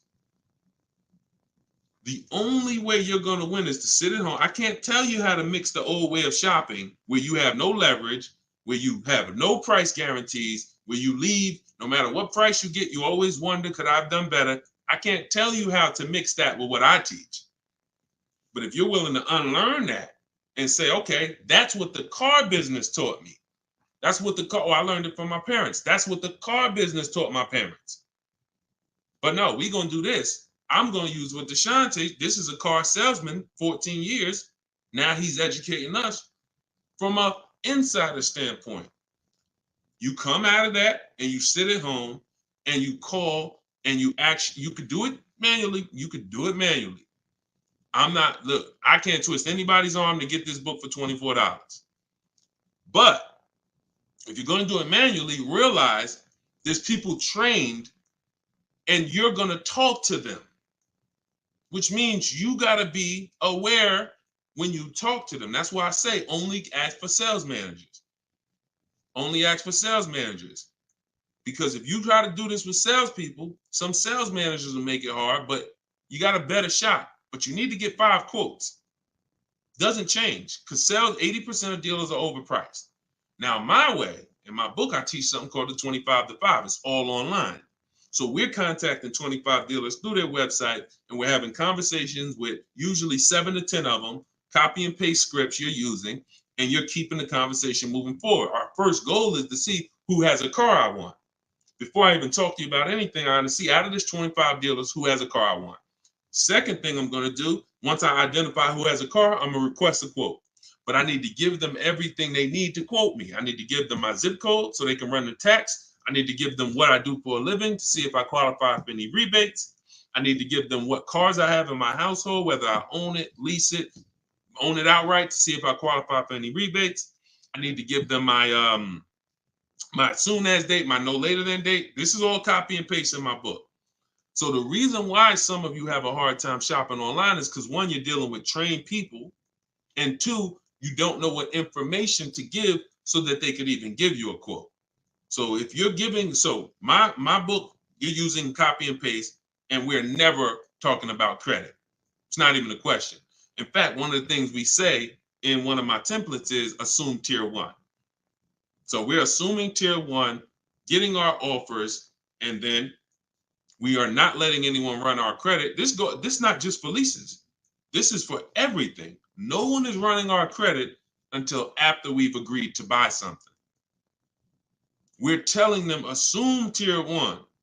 If I don't qualify for tier one later, we'll talk about that later. But I want to see the price. Tier one, I want to see the price. And that's what we do. But never let, if you only way you'll fall for that is if you're in dealerships. Oh, I need to run your credit. You know we can't give you a quote. You run into the wrong salesman who don't care. He'll say anything. She'll say anything.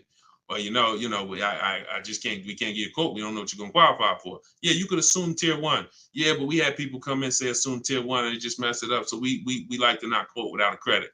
You're in the wrong dealer. You see what I'm saying? These people are by design. We're trying to run them out of business. When more people, this is why we're trying to get this broadcast out. Because until more people start shopping online, they're going to continue to do that stuff. See, as more people shop online incorrectly and walk into dealers, they can get away with doing this stuff. But when they know 600 people are going to walk in their dealership over a weekend, Friday, Saturday, Monday, holiday weekend, President's Day, we're going to get 600 people walk in. Why would they change? Would you? Unless you're just a person of ethic, why would you, if you got a business where 600 people come in the door, why would you change? But when we start shopping online and that 600 goes down to 400, and then that 400 goes down to 200, and they see that, we used to get 200 inquiries online. Now we're getting 700 inquiries online. Now everything's gonna move to we gotta do this online thing properly, or we're not gonna sell cars. That's why the future of if you really want to enjoy car shopping, you need to tell friends about what we're doing. Because the more people that shop the old way, it hurts us that are shopping this way. Doesn't stop us from getting great deals. We just got to continually weed through these car dealers because they're like 80% of our people coming in shopping the old way. So, all right, go ahead, shoot the next one up, Dolan.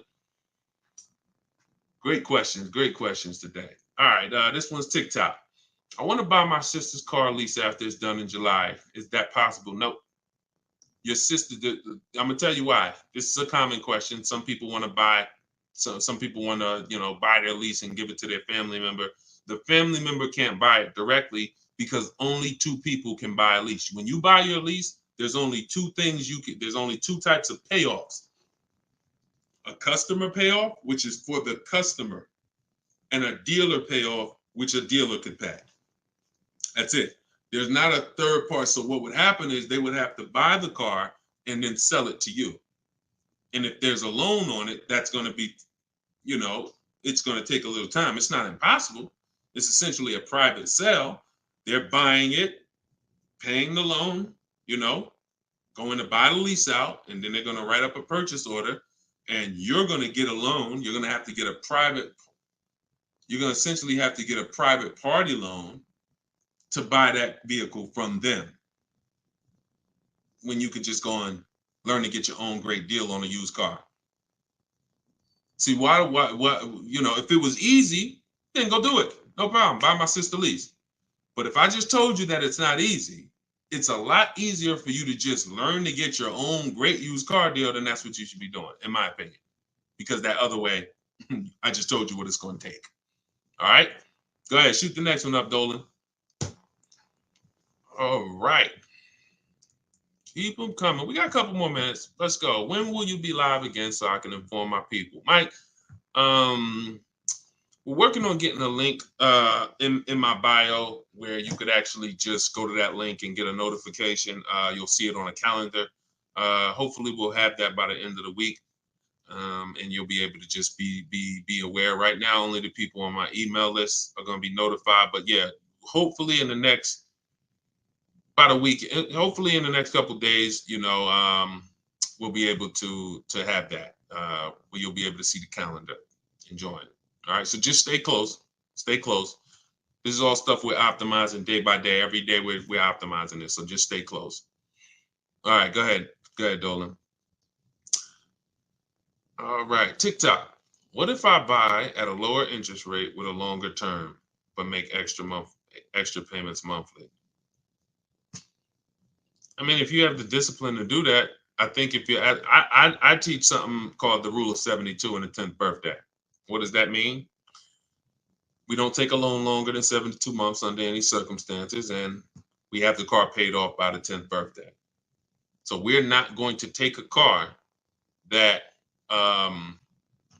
give you an example, why does this rule exist? Because I've seen all the bad scenarios that I've seen, or most of them, exist when people have loans on a car that's older than 10 years, or they have a loan that's longer than 7 years, 8 years, And so when you typically have a car that is, you want to get to a point where the car is paid off so that you can put money to the side for incidental emergencies, repairs, maintenance. If it's 7 years down the line and you're still making a car payment, especially if you bought a used car, the car is, 11, 12 years old at this point, you typically could run into issues. And also we don't have any, it's a lot of people on here. Would anybody on here take a 50-year mortgage? Would anybody on here take a 50-year mortgage? Anybody?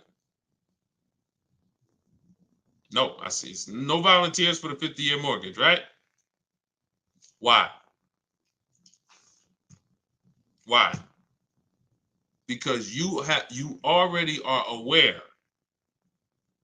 You see that? Every one of you said no way, nope. You already are aware that when it comes to home buying, there is a limit. You're trying to force this. You're trying to force yourself into this house if you got to take a 40-year mortgage. 40-year mortgages are available. 50-year mortgages are available.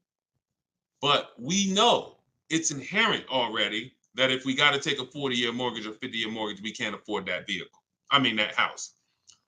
We don't have that for cars, which is why I looked and I said, okay, super conservative people take a short loan, 3 years, 4 years.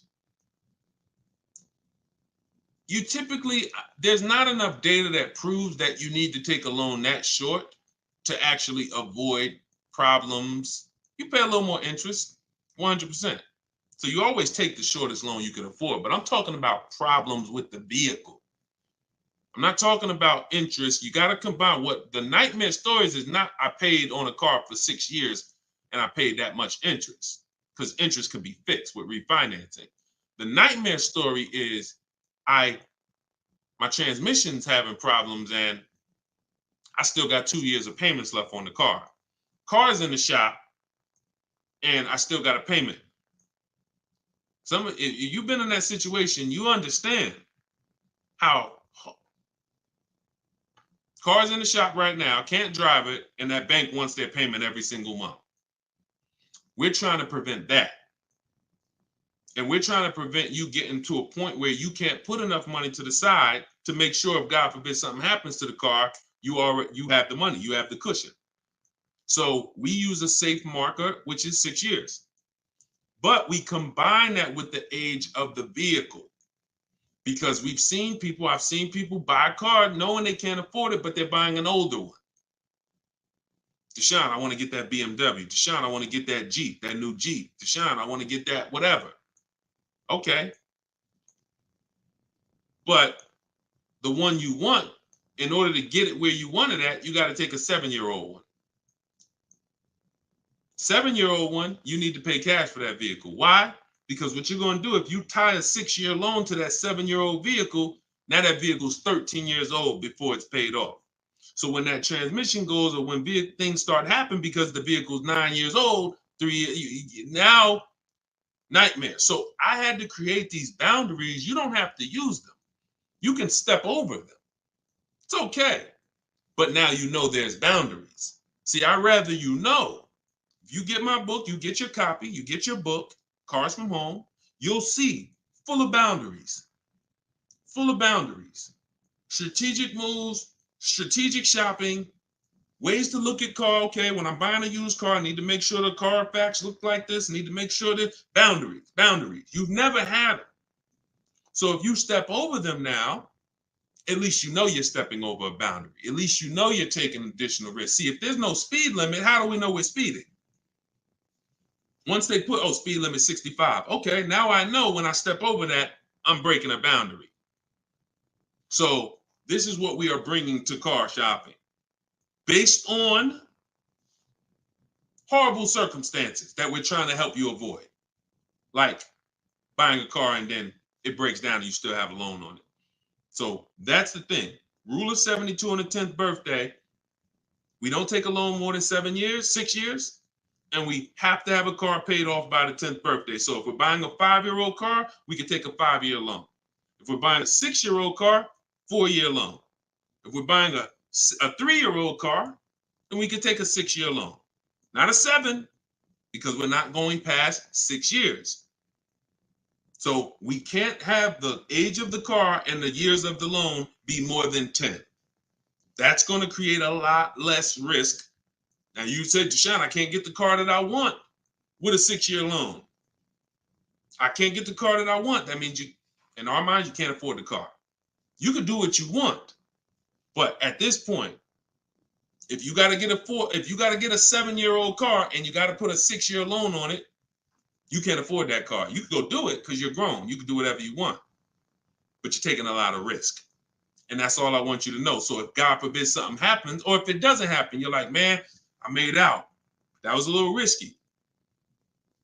But if something happens, you can say, Dad, took a little risk and I shouldn't have. You understand? All right.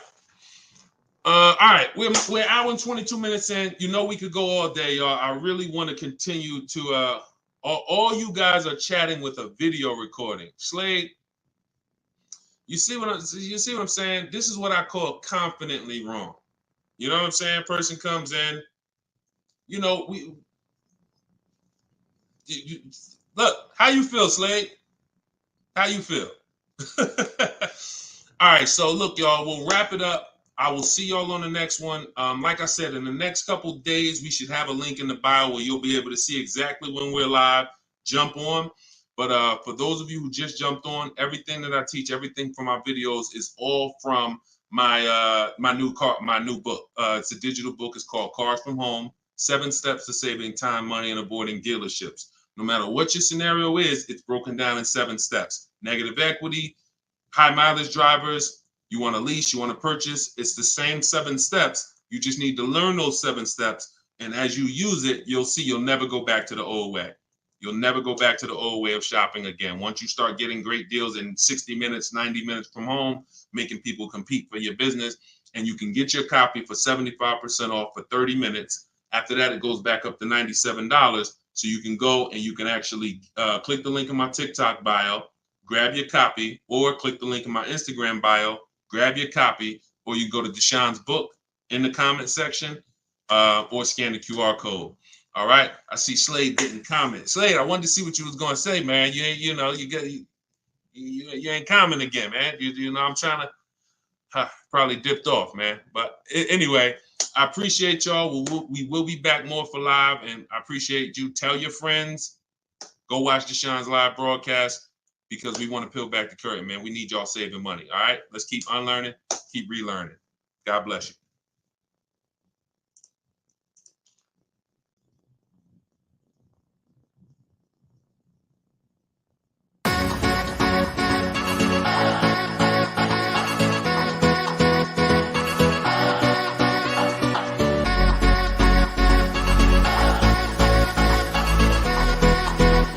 The worst possible thing you could say when you walk into a car dealership. I spent 5 years with Mercedes-Benz, 5 with General Motors, and the worst thing a person could say when they walk in is, if you could just get me to this payment, we got a deal. So your loan's probably still like 19, which means you got to pay to get out. You're upside down. It's called negative equity.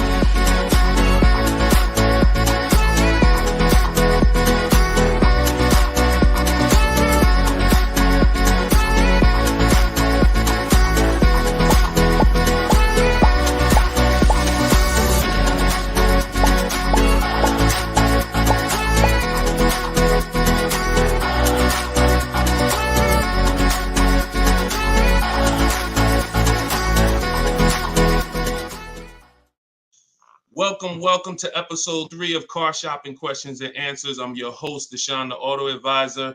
I am the author of Cars from Home, 7 Steps to Saving Time, Money, and Avoiding Dealerships. I'm also the creator of the Cars from Home video library and the Cars from Home Insider Coaching Program.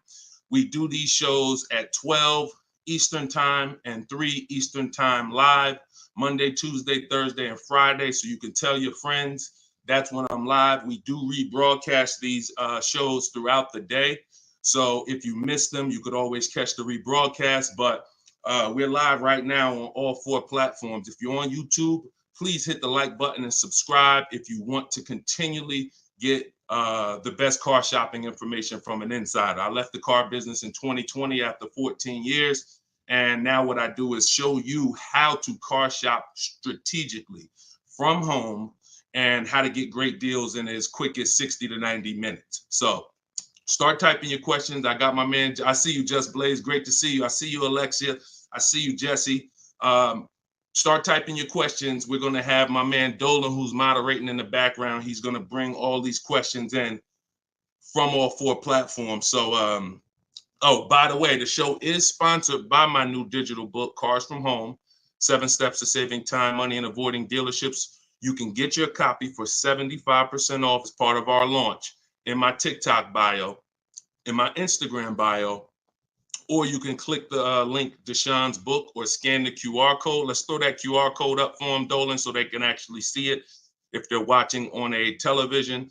And let's get down to business. We're going to be here for about an hour. I'm going to try to get through as many questions as I possibly can. So whenever we get the first one, Dolan, you can throw it up on the screen and let's get busy. Shout out to the sharers too. I appreciate everybody who tags friends and invites people to the broadcast. We really appreciate you. Is there a different approach for no trading? I have a very old used car. Absolutely. So you can skip that step.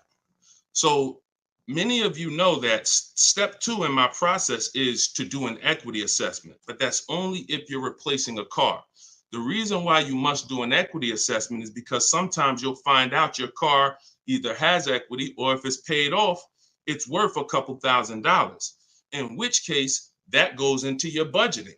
Now, you might put that money in your bank account and make your new car deal with no money out of pocket, or you might choose to apply a portion of that or all of that to your next transaction.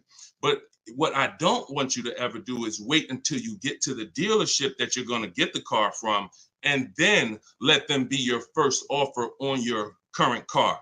So if you don't have a car that you're replacing, then you would simply skip that step. You wouldn't skip step 1, which is the most important question. This is when you're asking yourself how many years you're going to keep the car. But you skip step 2, the equity assessment, because you don't have a car. Now, in your case, if you have a very old car, you still probably want to list that car on Facebook Marketplace because it's still worth something, unless you just want to keep it around your household. But if you don't have a car to replace, then you would simply skip to the budgeting step. And in which case, when you decide whether you're buying or leasing, you would be moving towards your budgeting, whether you're leasing and assessing how much the car you're going for should lease for, or whether you are purchasing and you are budgeting to see how much car you could afford based on whether you're going to pay cash or based on whether you're going to get your loan. So that's just a step you skip. Great question though. Okay, go ahead, Dolan, shoot the next one up. Does MSRP include all of the dealer fees? No, it doesn't. MSRP on a new car. Could y'all keep running those likes up on TikTok? Welcome to the new people. Type your questions. We're live. It is like we're 100% live on Tuesday. So start typing your questions and we'll get to you guys. But start tapping the screen so we can shoot those likes up and let TikTok know that we're talking serious business over here. Thank y'all. I see y'all running them up. Okay. Does the MSRP include all dealer fees? So it depends on what dealer. Usually no, because 80% of dealers, as I say, we have about 8,000 people that we've worked with since 2021, between the people who've gotten my book and the people who've used the video library, the Cars from Home video library. We get people data from all around the country. And what we see is about 80% of dealers are overcharging you. whether they're not giving you the discounts that their competitors would give you, or whether they're marking the MSRP up with bogus fees that they will try to convince you need to pay if you want to buy from them. So the only way that if you're talking about, like, let's say I'm shopping for Toyota Highlander. When I'm looking at for example, let's say I'm shopping for a Toyota Highlander and I'm going to lease it. When I'm budgeting for a lease, our goal is to always assume about a 1.25% lease. So what I would do is I'd take that MSRP, let's say it's $48,000. I'd multiply that by, that's going to be $600. $600 a month is what that vehicle should roundabout lease for when I find the best deal, which means one dealer beats all their competitors. And I'm not going to assume this to be the best deal, because we've had people who got 1% leases or 1.1% leases. We've also had people who get the best offer is going to be 1.4%.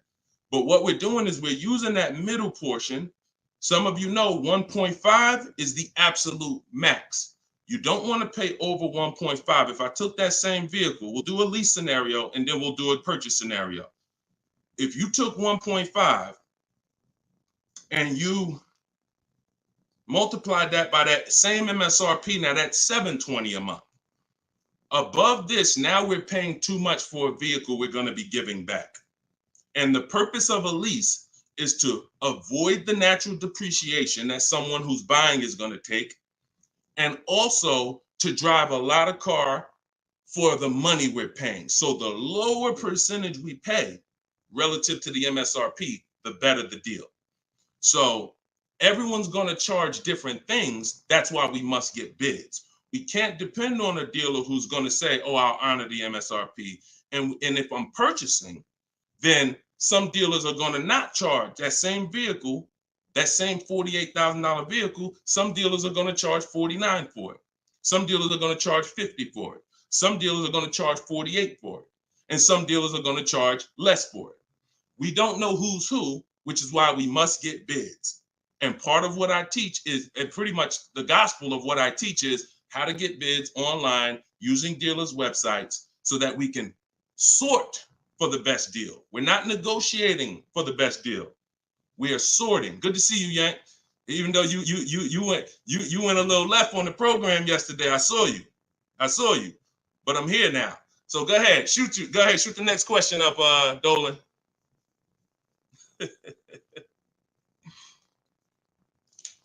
Okay, this one's from YouTube. Brandon, I have good credit, but for some reason they always tell me I need a cosigner. How do I get around that?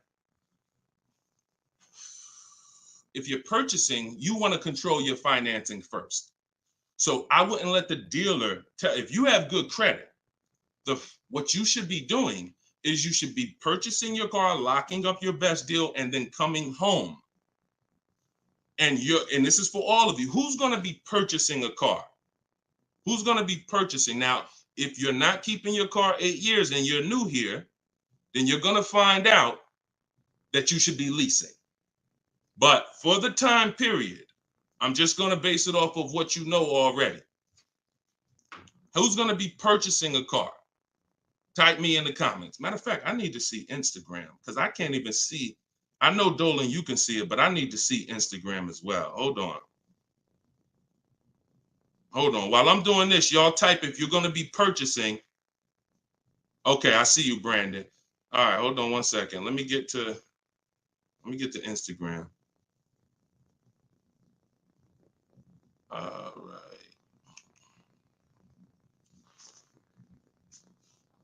Hold on, give me 1 second. All right, I can see Instagram now. Hold on.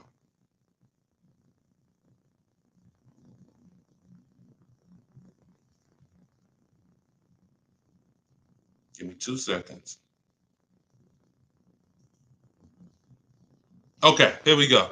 So if you're going to be purchasing, let me mute that. Yeah, I see you. She's like, please see us. I see you, LA Connects. Now I can see you. Okay. So if you're going to be purchasing, then what you're going to be doing is actually getting you're going to get your car. Do not let anyone touch your credit. No, this is for all cars, Crows. Just stay put. We talk about new cars, leases, and used cars. Stay put. Like, we got lots of people on 4 platforms. So you never want to let anyone touch your credit until you have already found your car. This is the mistake that you make, because dealers are going to try to get you to commit to them. And when they try to get you to commit to them, you have to be sharp enough to know, under no circumstances are you running my credit before you win the bid. Now, if you're doing it my way, you're not even in the dealer. But once you find your car, you are going to lock that car up. You're going to get a purchase order, a buyer's order. That's that long form receipt saying your information, the car, the price you paid for it, and you're going to take that home now. And that's when you are going to now go online or go to your bank or your credit union's online website, and you are going to now do hard inquiries and let all of these people access your credit so that they can bid for your interest, for your loan. So we want to guarantee we don't pay more than we could have in interest in our loan. So you're going to bring that home. You're not going to let the dealer be your first option for financing. Once you do this, I call this the bank bidding war. Experian lets you do this. The credit bureaus let you do this. And once you do this, you're going to now get multiple bids, go to online. You want to be on Google, online lenders, everybody you can actually get in touch with, and everyone who bids, who does loans, let them have a shot at it. If you do this within the 2 days that I'm teaching you to do it, it's going to weigh on your credit like one hard inquiry. You'll see all the banks listed, but the effects on your score will be the same as one hard inquiry. This is called rate shopping. So you come home, you let them access. Now, as soon as you get the best offer, that's when you are now going to call the dealer who you have the car locked up with. And that's when you're going to say, hey, I got this offer. Now, if you can beat it, I'll give you the business. Okay, that's how you do it. That's how you guarantee. And if you look at that process, it'll work every single time. And your goal is to make sure you never leave any money on the table with a lender. And if you do that with a dealership first, you're going to leave money on the lender and on the table, and you're at their mercy. That's the bank bidding war. All right, go ahead, shoot, and feel free to ask any follow-up questions. Go ahead, Dolan, shoot the next one up. This one's from Instagram. How do I get out of negative equity? There's 3 ways. 2 of them lead to a car, 1 of them don't. First is you do an equity assessment. The equity assessment is when you call the bank, find out your payoff. Once you get your payoff, you're going to go to, this will take you 20 to 25 minutes to do. Everybody who has negative equity, focus on this right now. You're going to go to CarMax.com, Driveway, Carvana, Kelly's Blue Book Instant Cash Offer. Do not use KellyBlueBook.com. Kelly's Blue Book Instant Cash Offer. Our cars are only worth what someone's willing to cut us a check for. That's all they're worth. So these companies I'm giving you make you a cash offer. That's what we want. Kelly'sBlueBook.com. Instant Cash Offer. Car Guru, Sell My Car, and Auto Nation, Sell My Car. That's going to get you 6 offers. Now your best route to go is whatever your negative equity is based on those offers. If you can pay the difference, that's where you want to go.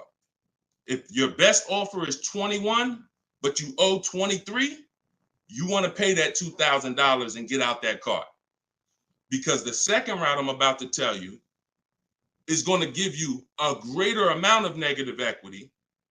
And then when you go to do this, you're going to see that you have less control. So your second route, if you can't pay the difference, is you must get the car from the dealer who actually you're buying the car from. You must give them your old car, because you need them to wrap your loan.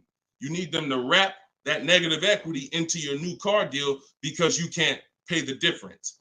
And 9 times out of 10, the car is not going to be worth to that dealer what it's worth to CarMax or Driveway or Carvana or one of these online bidders.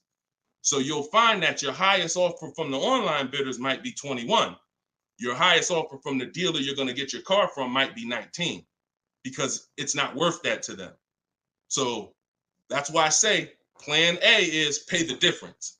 Plan B is if you can't, you have to get your car from that dealer and ask them what to assess your car and see what it's worth to them, because you need them to build it in.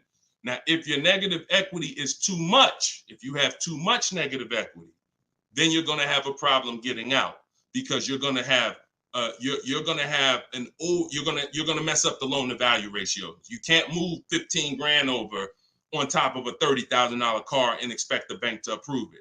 They're going to require you to put money, in which case you got to stay in that car. You either got to put the money down to get out, and if you know, or you got to stay in that car and pay down that balance. Those are the only two ways. And the cause of negative equity is you don't understand leasing. 9 times out of 10, I've been doing this since 2006. 90% of you who have negative equity, the cause is you don't understand leasing. In the next 2 days, I'm going to do a leasing versus buying class on this show. So make sure you are tapped in so that you can understand how much not understanding leasing has cost you already, and you can stop listening to this bad advice about leasing. Okay? All right, y'all. Listen, I'm not seeing the shares. I'm going to be honest with y'all. Y'all know I keep it straight. I'm a straight shooter. I'm a straight shooter. We live right now, and we talking about financial information that no one in this world is talking to you about at this particular time. It's not 20 Deshone the Auto Advisors out there. Tag somebody, invite somebody. Don't be selfish, okay? That's the problem. What got us into this problem is selfish car dealers. So if we're going to solve this problem and help people, we need to all participate, and we need to be inviting people to this show so that our friends a year from now don't come to you and be like, damn, man, I got this horrible car deal, man. And now you know that you were sitting on this show talking about how to get your great car deal, but you're not telling friends. So shout out to the sharers. I appreciate y'all. All right, go ahead. Shoot the next question up, Dolan. I see you, LA Connects. Appreciate you. Let's go. When I see leases advertised on TV or radio, why do they always have thousands do a signing?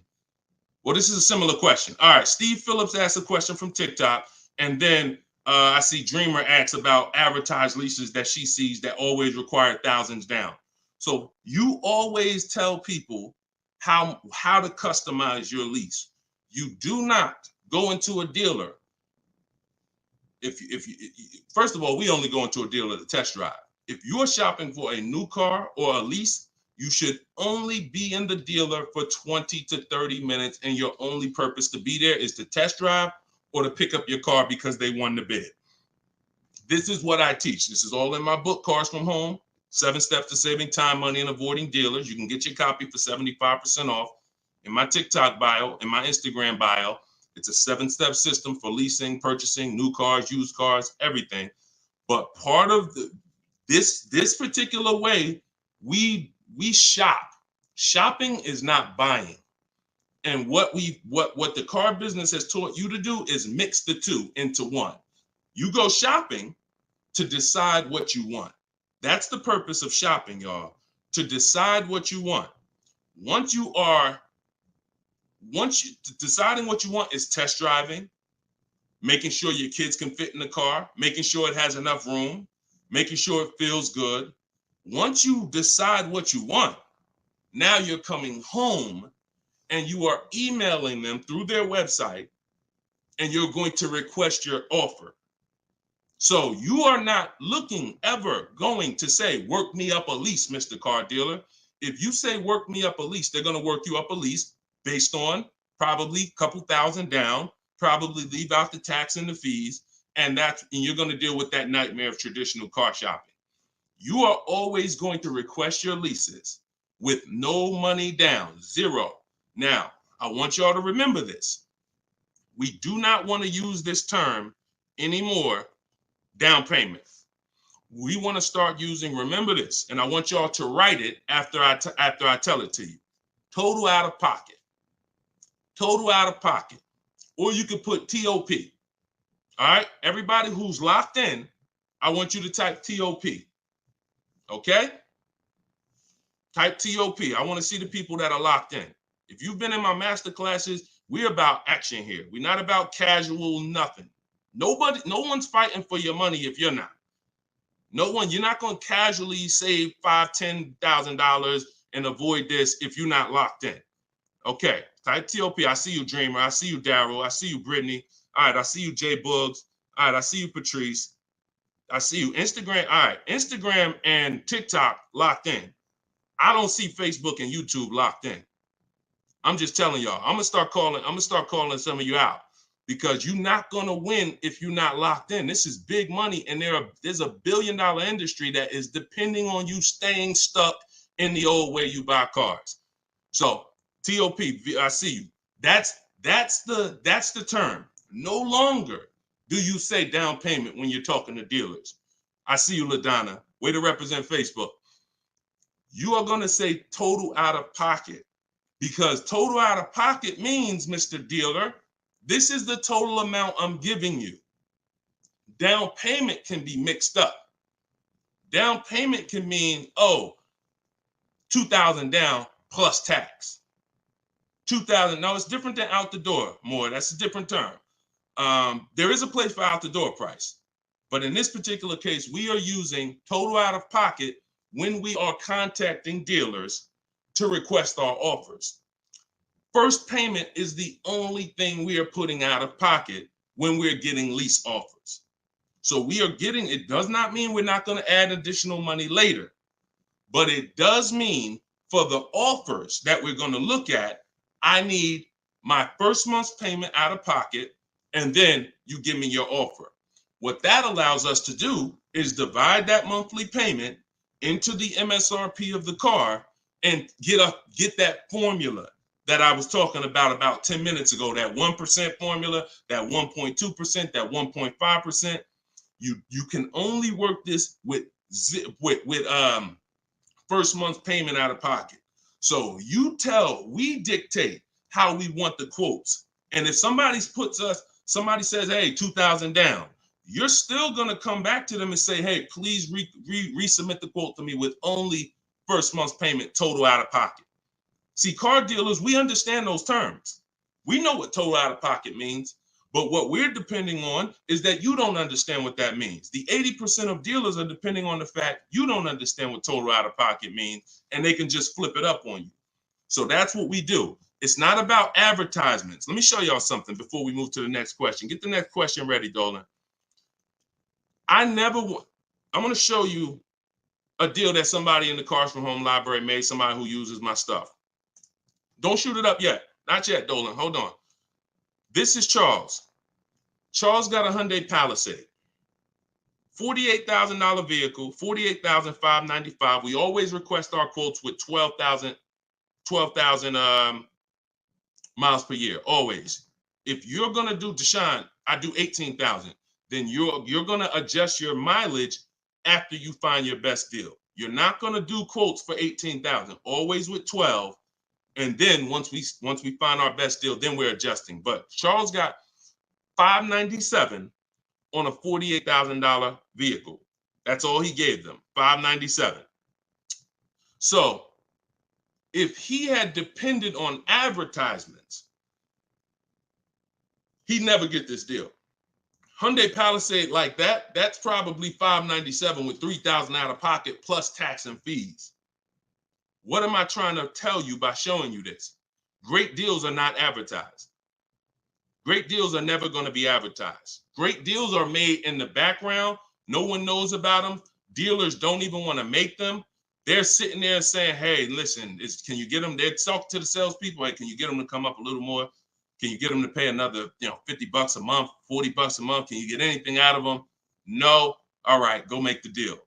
That is what a great deal is. Not something that you're going to see on commercials advertised to hundreds of thousands of people. So forget about commercials. Commercials are for people who don't mind overpaying. People who shop for deals the way I'm teaching you to shop, our deals are never going to be advertised. In fact, when you go pick up your car, they might tell you, listen, Listen, I'd love for you to send me some friends, but don't tell them what you're paying, because I can't duplicate this deal. This deal, I can't, I don't want to do a deal like that. So that's what we do. We customize our quotes. We don't let other people customize them. And you can do deals with no money down all day long. Go ahead, shoot the next one up, Dolan. Great questions so far. Let's go. Keep the questions going. Let's go. Listen, right now, we got at least another 45 minutes. We're going to get through as many questions as possible. So let's go. This one's from Instagram. How can a person with not great credit get a good deal? You got to understand, if you don't have great credit, the only thing you should be overpaying for is interest. You got to separate your car from the loan. Your bad credit or your not perfect credit is between you and the person lending you money. Not between you and the dealer. Not between you and you're sitting around and you've been in a car dealer. Who's experienced this? Matter of fact, don't say if you've experienced this. But I know some of you have, and I know, millions of people have. You go in at 9 a.m. to the dealership, you find your car, you don't have great credit. Now you're sitting there and you're waiting for hours for them to get an approval. You see people driving out with their new cars. Some people saw you walk in with them at 9:30 a.m. They done left at 12, 1 o'clock with their car. You still there. This is mixing the car with the loan. We don't want to do that. You got to separate the car. So the car is one thing. That's why we always want to make sure we're getting the car at a great price. You shop independently. You use a company in my book, I recommend Limbuzz for people who don't have great credit. But Limbuzz is going to require you get a good deal on the car, because you can overpay for the car and then you can hurt your ability to get the loan because you're overpaying for the car. So you must make sure you are using strategy, shopping multiple offers. If you're shopping for a used car, we could talk about that depending on if somebody asked the question. If you're shopping for a new car, whatever you're shopping for, you must make sure that you find the dealer who's going to sell it to you lower than anyone else. Now, once you find that, you're going to independently have your financing. And if you don't have good credit right now, one of the companies I recommend is Limbuzz. And Limbuzz will usually approve people that a lot of people won't approve. They work with a lot of people who don't have good credit. And then your financing, if you pay 18% interest or 15% or whatever it's going to be, that's between you and the lender, not the dealer. Does that make sense? So we must separate our transactions if we're going to win. All right? We must separate. Go ahead. Shoot the next one up, Dolan. Oh, and one thing. Here we go. I need to purchase a car in less than 2 weeks. Trying to determine lease or purchase. Easy. Who wants to know beyond a shadow of a doubt whether they should lease a vehicle or purchase? Type me if you're just like, Deshone, I've heard this, I've heard that, but I really want to know what's best. All right, all right, I see you, Tavy. I see you, Veronica. I see you on TikTok. TikTok is commenting fast. I need Instagram. All right, I see you, Patrice. All right, I see you, The Well Life. Perfect. All right. TikTok and Instagram is on point. Facebook and YouTube, y'all got to type fast to keep your hands by your keyboards. All right, Terrence. Okay, so here is the determining factor. In my book, I teach 7 steps to 7 steps. It doesn't matter. The first step is the most important question. The most important question, I want y'all to remember this. It's tied to something I created called the 8-year rule. The most important question is, and I want you to answer it, for everybody shopping for a car, or if you will be, how many years are you keeping your next car? This is the first thing you ask yourself. This is the first thing when your family is looking for a car, your son, your daughter, your spouse. The first thing you're asking yourself is, how many years am I keeping the next car? So answer that question. What you're going to see is You're now, if you're learning from me and you're going to use what I'm teaching you, it's going to be a system. We're not winging it anymore. We're not randomly shopping and doing things based on, all right, I think I should do this now. I think I should do this now. My book, all of this is in my book, Cars from Home, 7 Steps to Saving Time, Money, and Avoiding Dealership.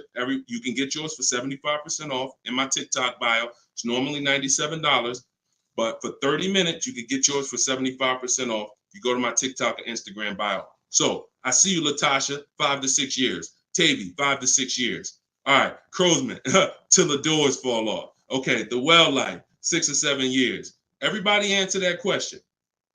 8 to 10 years usually. I see you, Terrence. Brandon Steph, 10 to 15 years. Okay, just bought the book. Hey, congratulations. Use it. Enjoy it and use it. Well life. You're gonna love it. And make sure you write me with your success stories. When you get your car, send me the deal. Congratulations. So 5 to 7 years. So now remember this. And don't try not to say something abstract. Like long as possible, that's too abstract. Like years. What's our goal? 8, 10, 15 till the deal till it doesn't drive anymore. Whatever. We want to get a clear picture. Here's why. This is going to be your first step from now on when you are car shopping. Asking yourself this question. We're still on the overall question, which is should we lease or buy? That's the question we're on overall. Now I'm going to show y'all something that's going to help you understand why we asked this question first, and it's the depreciation scale. So I'm going to use this for you to understand. When you buy a car today, if I put a $30,000 car outside your house right now, if you didn't drive it, you don't drive it 1 mile, is that car worth $30,000 a year from now? You never touched it. You never touched it. Is that car worth $30,000 a year from now? Exactly, Dominic. No. Okay, Veronica. No. Okay, Crowsman. No. So we understand Wu-Tang Land. No. That's your first lesson on depreciation. That's something called the unseen expense. This is the expense most people are not trained to see. That's why they buy their cars and think, oh, I could just drive as much as I want and it doesn't matter. I'm not paying for the miles. You are paying for the miles. Let's go deeper with this lesson. Now, if you don't drive it 1 mile, we all agree it was worth $30,000. A year later, it's probably worth $25,000. We didn't touch it. Now, if we drive it, average miles 12,000, it's probably worth $22,000. You know, if we drive it high miles, it's probably worth $20,000. So you see that no matter whether you buy or lease, you pay for the mileage. You pay for your usage. In fact, you even pay if you don't use it. So now, I want to use something a little harder than that. When you understand that, you're going to see, Deshone, okay, if I'm losing that type of money in my car when I buy it, when do I ever get to a point where I'm winning? And the longer you keep a car, the more this starts to level out. So when you get to about 7 years, now you're no longer losing thousands of dollars every year. This is the purpose of the purchase, is to get to a point where your car is no longer losing value every year and you can keep it and it becomes something that is an asset because it's not taking money out of your house and you're not losing money. Now, the mistake is when you people who answered, if you're a person who said 5 years, 4 years, 3 years, 6 years, your mistake is buying a car and you trying to replace it while it's still on this type of drop. That's why you're never happy when you go trade your car. That's why you have negative equity, because the asset value is so low because it's dropping like a brick every single time for the first 5 years, every single year, first 5, 6 years. How do we avoid that long term? So every one of you that said, Deshone, 8 years, 10 years, you should be purchasing. Deshone, what if I'm not keeping it that long? You should be shopping for leases. because you cannot compare. Look at Danielle. Look at Danielle. Danielle's lease deal, she got $44,000 Audi A3. She's paying $550 a month. No money down. That same car, if she bought it, would be $900 a month. Every $5,000, some of you know, is about $100 a month on a 5-year loan. Depends on what the interest rate is. So that same car that she's driving for $550 would be about $900 a month to buy. So we have to understand, the leasing versus buying question is so easy once you just follow these parameters. You are avoiding depreciation when you get great lease deals, or you're avoiding depreciation when you buy and keep 8+ years. Anytime in between that and any other strategy, you are not avoiding depreciation. The unseen expense is what's taking the most money from your household, is the unseen expense. Everybody clear on that so far? If you're clear on that, type clear. If you're clear on that, type clear. I call this the 8-year rule. You will not, if you stick to this, you will win every time. And if you break this rule, you're going to lose every time. See, I can't help you get a great deal if you bought when you should have leased. Think about Danielle's deal that I just told y'all about. $550 a month on the Audi A3. Even the person who bought and they were paying $900 a month, even if they saved another $5,000, got a ridiculous deal off the car, which we could get. We help you get the best deal. That's no problem. But if you bought it, you're still $8 something a month. So if your deal is on the wrong foundation, there's no way to get a great deal. So buying versus leasing, the most important question, the 8-year rule, is your first step always. Okay, and I see a lot of people typing clear. So good. Okay, shoot the next question up, Dolan. And I know some of you are like, Deshone, I was taught all my life, don't lease. If you weren't keeping your cars 8 years, then those people who taught you that owe you some money. They're not going to give it to you, but unfortunately, they have cost you money. I followed your process and leased 2 cars. Your approach is easy and very transparent. This is Instagram. I appreciate this. The dealerships could not hide. Appreciate you. Come on. See, that's how I want every one of you talking. That's how I want every one of you talking. We're no longer negotiating to get our best deals. We are sorting and letting people come to us. It's oil and water. You got to complete. Why do you think I represent Unlearn, Relearn?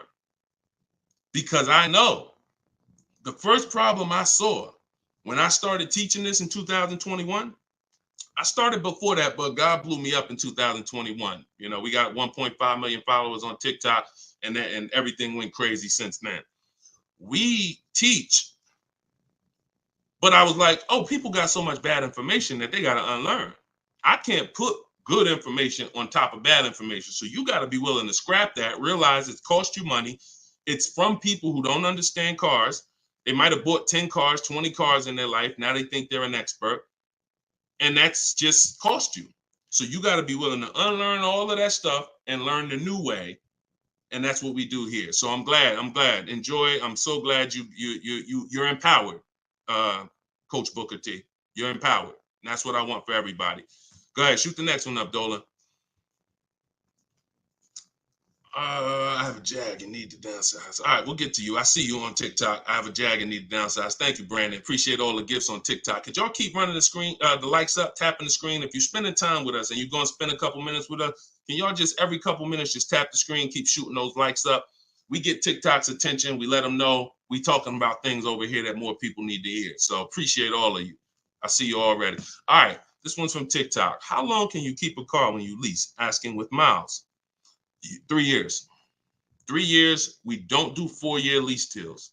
Stay away from 4-year lease deals. When you are getting your offers, and we do this online, so we go direct to the dealer site. We don't go through a third party because they pay for those leads. We don't want anything that drives the cost up when it comes to us. We go direct to the dealer's websites. In my book, I have a link to all the dealer's websites. I teach you how to do a radius search, and it takes about 15 minutes to contact 25 dealers, because when we shop for new cars and leases, we use something I created called the 25 to 5 strategy. So we're going to connect with 25 dealers online. and then we're going to get 5 to 7 quotes from that. So we're going direct to the dealer's website. That also allows us to shop out of 25 dealers' inventories, because 1 or 2 dealers is not enough. They might not have what you're looking for. Now you're at the mercy of who has what you're looking for. When we connect with 25, we're typically going to be able to get 5 to 7 offers from that. So it just takes about 15. It just takes about 15 minutes. But we don't want to, like I said about 10 minutes ago, we dictate how we want our leases customized. And our leases are always first payment out of pocket, total out of pocket, first payment, 12,000 miles per year. And then we are, we're doing 12,000. And once someone wins the bid, out of those 5 to 7 offers, you're going to see, again, like I said, between the Cars from Home book, between the Cars from Home video library, and between my coaching program, we've done this with about 8,000 people since 2021. I can tell you we have enough data to tell you this is how it goes. Once you get 5 to 7 offers, you're going to see at least $150 to $200 difference from your best offer to your worst offer. That proves, that's why I say 80% of dealers are overpriced. So once you see that bid, you're going to, but we dictate that 3 years. We don't let people present leases to us. We tell them, this is how I want the lease. And if anyone suggests a 4-year lease, even a 3.5-year lease is too long, because you're eliminating the benefits of leasing, which is switching cars every 3 years. I want the latest and greatest. I want to pay the pennies on the dollar compared to someone purchasing. And I want to be able to switch cars and most of the time be under warranty, depending on what brand you're shopping for. If you're shopping Chevy, if you're shopping Ford, if you're shopping most brands with a 3-year bumper to bumper warranty, once you go 3.5, once you go 4, you're out of warranty. So I don't even like going 3.5. If it's a ridiculous deal for 3.5, maybe, but I'm typically 3 years, 39 months, maybe, and that's in my template. We'll do 3 or 39 months. 2-year lease deals are rare. You don't really see great 2-year lease deals. But if a manufacturer has it, then a dealer would tell you. When we contact them, they'll tell, hey, we got a great 2-year lease deal. Are you open to that? Yeah, we're open to 2, but we're not open to going longer than 39 months. We're paying too long on a car we're giving back. Go ahead, shoot the next one up, Dolan. Great question. All right, I see you. Perfect. Great questions. All right, Facebook. What's the best credit score to have when looking for a good deal on a brand new car? It's no way to dictate that. All you can do is now, if you're at a point where your credit is in that fair range, which is in that low 6s, mid 6s, then I would tell you, if you can, get yourself up to close to 7, get yourself up to 680, 690, 700, because that fair range is but that's really mostly with leases. But even even if you look, some of you are homeowners. When you buy a house, we're trying to get our credit to wherever it needs to be. If it's not there from the get-go, realtors will tell you, get your credit here so that you can get a mortgage. If you have the luxury of time, then sure, work on it. But our process, the bank bidding war process, eliminates the need for you to actually do this, because what it's going to do is going to, no matter where you find yourself at, you're going to get so many bids, you're going to make sure that whatever the best loan was that you could qualify for, you got it. I talked about the bank bidding war at the beginning of the show. So y'all know, if you're on YouTube, watch the replay, rewind it, watch the replay. We are live at 12 and 3 p.m., y'all. We're doing Monday, Tuesday, Thursday, Friday, 12 p.m., 3 p.m. We are live, actually live. But throughout the day, we rebroadcast these shows so that more people can see them. But in any time outside of that, I want you to go back and watch the replay if we answer something that you ask. And you want to find out, if you get the book, you'll see the bank bidding war that I send out with the book. That's how we get banks and credit unions to bid for our loan. But I explained it earlier in the show. All right, shoot the next one up, Dolan. All right, this one showing up from YouTube. Quick question: would you pay $9,000 for an SUV with $164,000 on the dash? It's a 2014. All right, so great YouTube name and picture. Shout out to the Last Dragon. No. Well, look, it's car specific. When we shop for used cars, who's going to be shopping for a used car? Type a letter U.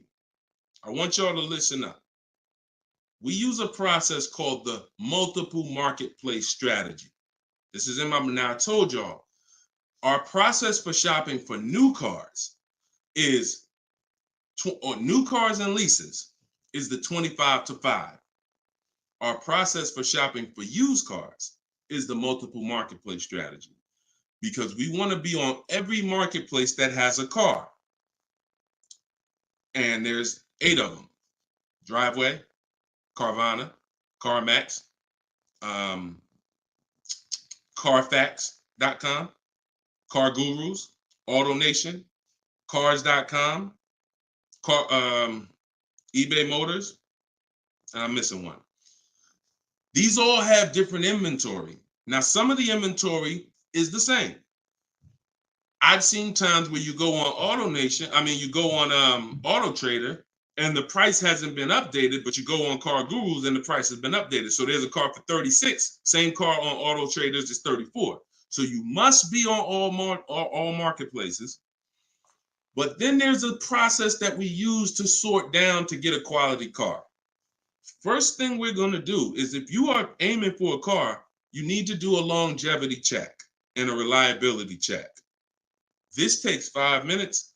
We type in the year, make, model into Google, reliability, and we skim those first couple articles. If you see a bunch of stuff that says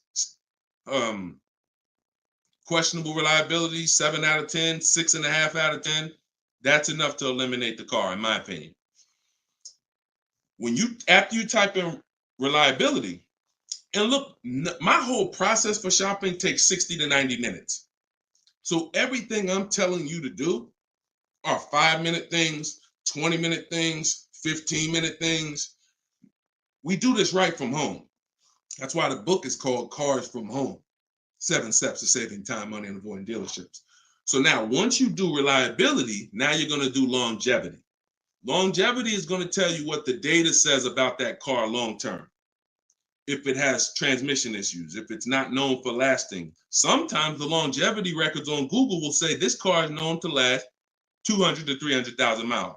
So that's the first thing. Thank you, Mr. Super. I see you. That's the first thing. Before we even look at a car and consider it, we got to make sure we do that 5-minute check.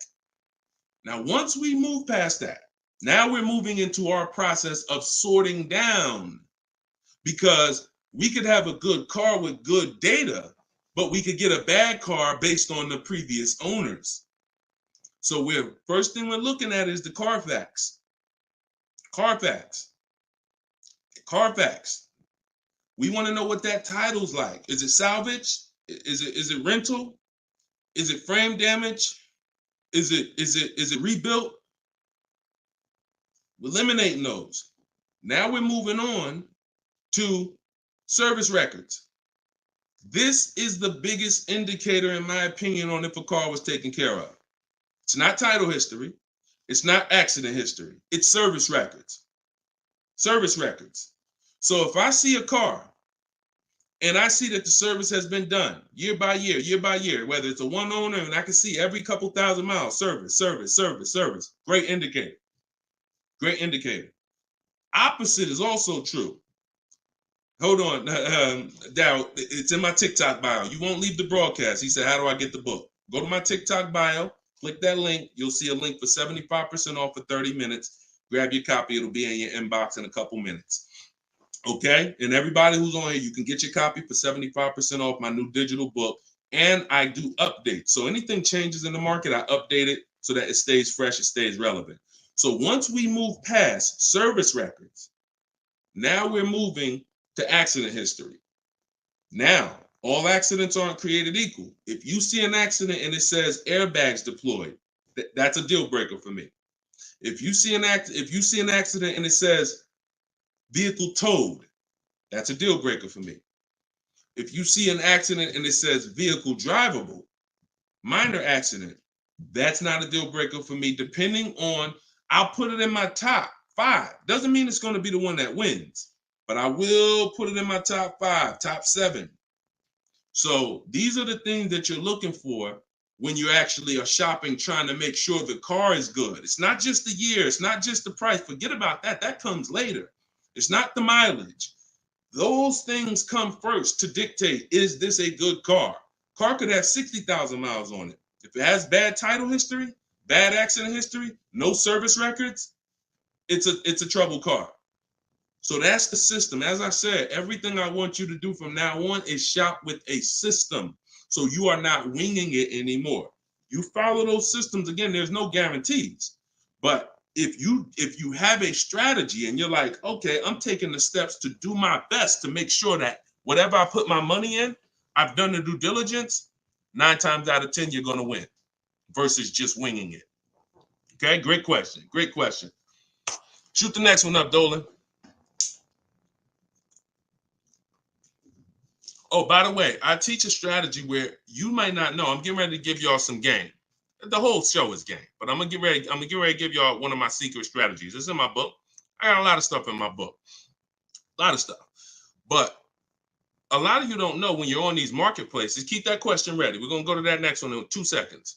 That Carfax, many dealers have agreements with Carfax. So when you're on these marketplaces, you might see Carfax, they'll try to sell you a Carfax. What we do is we bypass we'll go to the dealer's website and we'll see if they have a free Carfax there. Because if that dealer has an agreement with Carfax, that means every car in their inventory, they'll be able to get a Carfax on the dealer's website. I told you, we use Carfax because Carfax is the only one right now that shows service records. The other auto check does not show service records. And I will not buy a car, and I would not suggest you ever buy a car without seeing service records. All right? That's what we do. Go ahead, shoot the next one up, Dolan. What does residual amount mean? Well, that's the amount that okay, so let's say when you lease, there's a percentage you pay for, and there's a back-end percentage.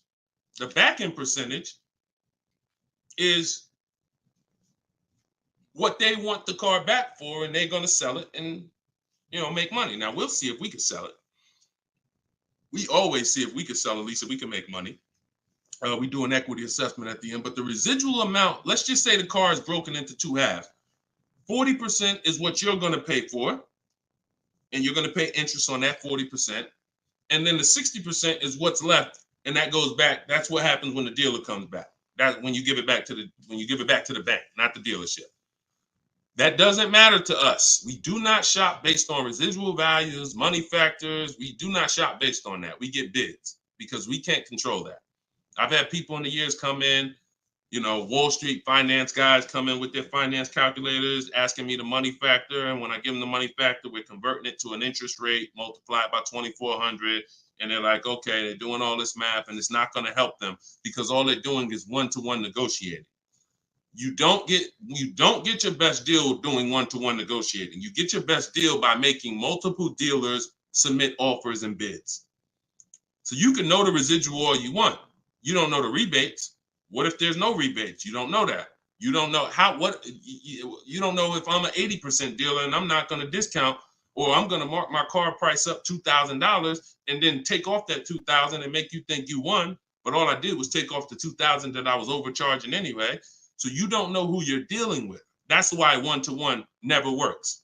Sitting at home and getting bids from at least 5 dealers. My way is the 25-to-5. We're going to connect with 25 dealers online on their website, send them my template. You can send them an email, letting them know what you want. In my book, I have links to my templates. In my video library, you're using all my stuff and you're not talking. We connect with 25 and we're looking to get 5 to 7 offers. That's the only thing we can control. We can't control the residual amount. We can't control the money factor. We don't shop like that. It's not going to help you. In fact, it'll slow you down and it'll hurt you because you're overanalyzing things that don't even matter. And trust me, I love numbers. I love numbers. I was in calculus in 11th grade, so I can do this stuff in my daggone sleep. But what I don't want is to teach you to do that because I don't do that. It doesn't take that. None of these people that you see, look, when you see Eddie, matter of fact, he bought, hold on. When you see, look, let me show you Benita. Benita in the middle of the pandemic. The reason why I always show Benita is because in the middle of the pandemic, She got a Kia Telluride when people were paying $5-10 grand over sticker form. Kia Telluride, $600 a month, 36 months. She drove out. It's like a $46,000 vehicle.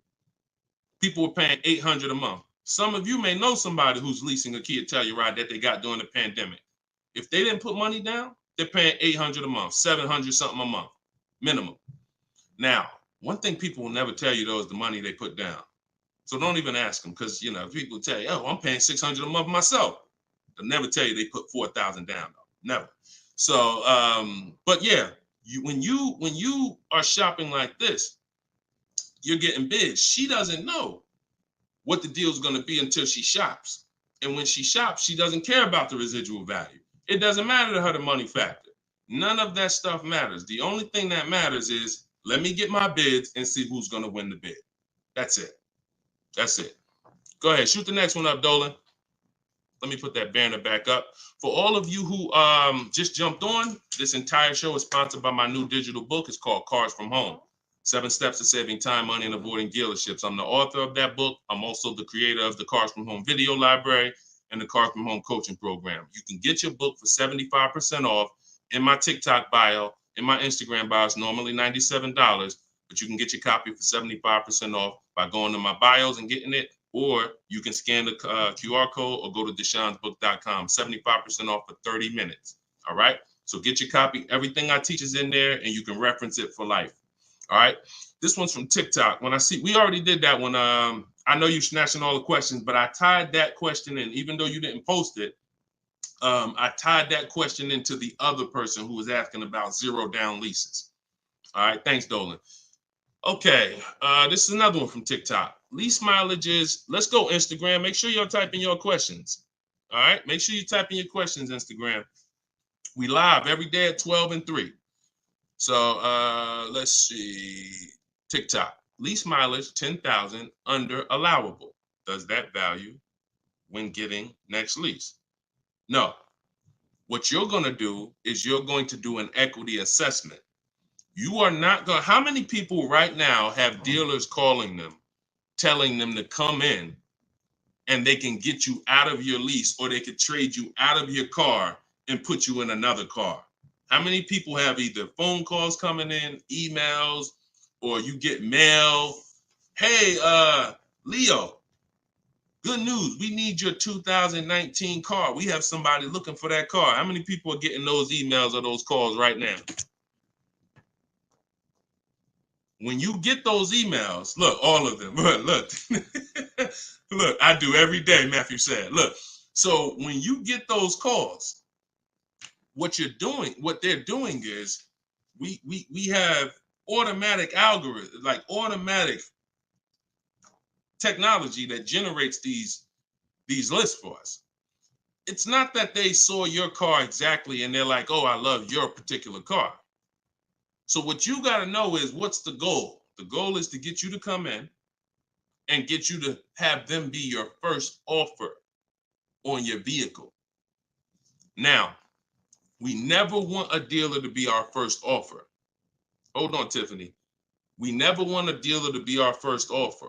We want the dealer to be our last offer all the time when it comes to our car that we're replacing. So you're going to do something, Wanda, called an equity assessment. You're going to call the bank. You're going to ask the bank 2 questions if you're leasing. 1 question if you own. What's my payoff? That's the question everyone asks. If you're leasing, you're going to ask the second question. Do I have a third-party restriction? If they say no, then you need to write that down. If they say yes, you need to account for this. Once you hang up that phone call, you're going to do this equity assessment, which is going on the 6 websites I mentioned earlier: CarMax, Driveway, Carvana, Kelly's Blue Book Instant Cash Offer, AutoNation, Sell My Car, and Car Guru, Sell My Car. Every one of those sites, if they ask you, if you have a loan, if you are leasing, when they ask you, is the car owned, finance, leased, you're going to put owned. Don't put lease, because it triggers something in their website. They don't know how to separate third-party restrictions and not. And just so you know, for those of you who think you can't sell your lease because you have a third-party restriction, you're wrong. We sell leases with third-party restriction. A third-party restriction doesn't mean you can't sell your lease. It means you can only sell your lease to a dealership that sells the same brand. So if I have a Nissan lease, I can only sell my lease directly to a Nissan dealer. And I'm selling and getting what? What's the best? What do we do? Bids. I'm not, every Nissan dealer is not the same. So for those of you who had third-party restrictions, I saw a lot of people, oh, I had to buy my car and resell. We don't do that. If you have equity, $3,000, $4,000, $5,000 in equity in your lease, you are now going to sell that car to a local dealership, and we're going to get bids. I have a script in my book for talking to used car managers and getting bids from local used car managers. Now, if you don't have a third-party restriction, it's even easier. You're going to get those bids, those 6 bids, and you're going to sell to one of those. If you have a finance, it's even easier. Finance and no third-party restriction is pretty much the same. You're going to sell to the highest bidder of the online dealers. And if you have to replace your car, you're just going to keep those offers on hold, because some of you are going to say, well, I could make $3,000 selling my car, but I need to find my new car first. No problem. In my book, I teach something called timing the transaction. You're just going to put those offers on hold. You're going to start your shopping, and you're going to find the dealer who's going to win your bid to sell you the car. And then you're going to pick up your new car and sell your old car the same day. These companies cut you a check. This isn't like Facebook Marketplace. You go into CarMax, literally they inspect the car, they cut you a check, you leave with the difference. It's not a 2-3 day thing. This isn't like, oh, I need to. No, this is very simple to do. And that's the equity assessment process. We get bids on everything. Our old car, our new car we're buying, our loan. Everything's a bid. All right, everybody clear on that? If you're getting value out of the show so far, I want you to type $signs. If you're getting value out of the show so far, type $signs in the comments. I want to make sure that we're getting value out of what we're talking about. And then we're going to go to Tiffany's question. All right, I see you, Brandon. All right, perfect. All right, I see you, Denise. I see you, Terrence. I see you, user 977-163-105-3712. I see you, the Wildlife Diva. Perfect. 36 Chambers. Richard, I see you. Perfect. All right. Wonderful. All right. Shoot. Can you pull Tiffany's question up? I purchased the book and reviewed the email. How it hasn't downloaded since I did something wrong. Dominic, just as soon as you purchase the book, I give you a support email. Don't DM, because we have 2 million followers. We're blessed. Thank God. DMs, we get hundreds of DMs. You get a support email. Let me know if you got it. And then just if there's anything, we'll get you the book. We'll send it to you manually. Okay. So just hit me with that. Just make sure you got it. All right. So Tiffany said, this is from TikTok, would you finance your lease at the end? 2018 Audi S5, 42,000 miles, 5K down, 12,000 miles. So when I talked to you earlier, you have to ask yourself the same question. If you were here earlier, the most important question is, how many years are you keeping the next car? You're going to ask yourself the same question right now, because you're about to buy another car. You have to see your lease. Buying your lease, you have to see it as buying another car. It's a used car. That's what you're doing. Hold on. Okay, LA Connect, do me a favor. Hold on. LA Connect, shoot me a DM. I'll look for your DM, and you get the support email. You don't get the support email. As soon as you purchase, the thank you page says, here's the support email. So, and check your spam and check your junk folder, okay? Because we got a pretty sophisticated email technology that is spot on most of the time. I'm not going to sit up here and tell you it's perfect, but I mean, we deliver a lot of books without issue. So sometimes it's in spam, sometimes it's in the junk folder. Okay, so that's how you have to see buying your lease. You're buying a used car. The only difference is it's your car. That's the only difference. You don't, instead of going to look for a used car, you're saying, I'm going to buy that used car. So the same question exists. How many years are you going to keep the car? Now, if you say 8, you're not going to break the 8-year rule. Then you could buy it. But if it's not 8, it makes 0 sense not to be shopping for another lease. I'm going to tell you why. One, the depreciation. And I'll talk to you about, I'll do a quick scenario of, because some people say, Deshone, when I buy used cars, they don't depreciate as much as used cars, but you still pay more than people who get great lease deals, than people who get great lease deals. You're still paying more money, and now you're paying more money for a for a worse car. So, but when you are looking at these scenarios, most people are going to finance for a 5-year or 6-year loan to buy their lease out. But you've already had the car for 3 years. So you have to say to yourself, what's the likelihood I'm going to keep this car that I've already had for 3 years for another 3 years? Tiffany, if you didn't get, if the new lease payment, if that's not the best offer out of 5 dealers, then that doesn't matter to me. Because we don't care about what one dealer says, especially a dealer who's going to try to see you. Some of you are too loyal to these dealers, and you got to stop. I'm not loyal to any dealer. No one who listens to me is loyal to any dealer.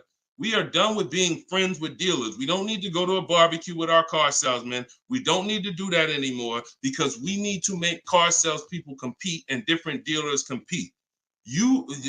Tons of people will walk in, get one quote from an old dealer or a dealer that sold them 2 cars, and that quote is $900 a month, and they're like, oh, I guess that's what the car costs. Not realizing, no, that's what the car costs from that dealer. That's what it costs from that dealer. Your competition is going to be $1,000 a month, $1,050 a month, $850 a month, $790 a month. I told you, when you shop the correct way, you are going to expose the dealers that are overpriced. That's why that person who came on here, who Dolan put that comment up that said, hey, I use your stuff, dealers can't hide.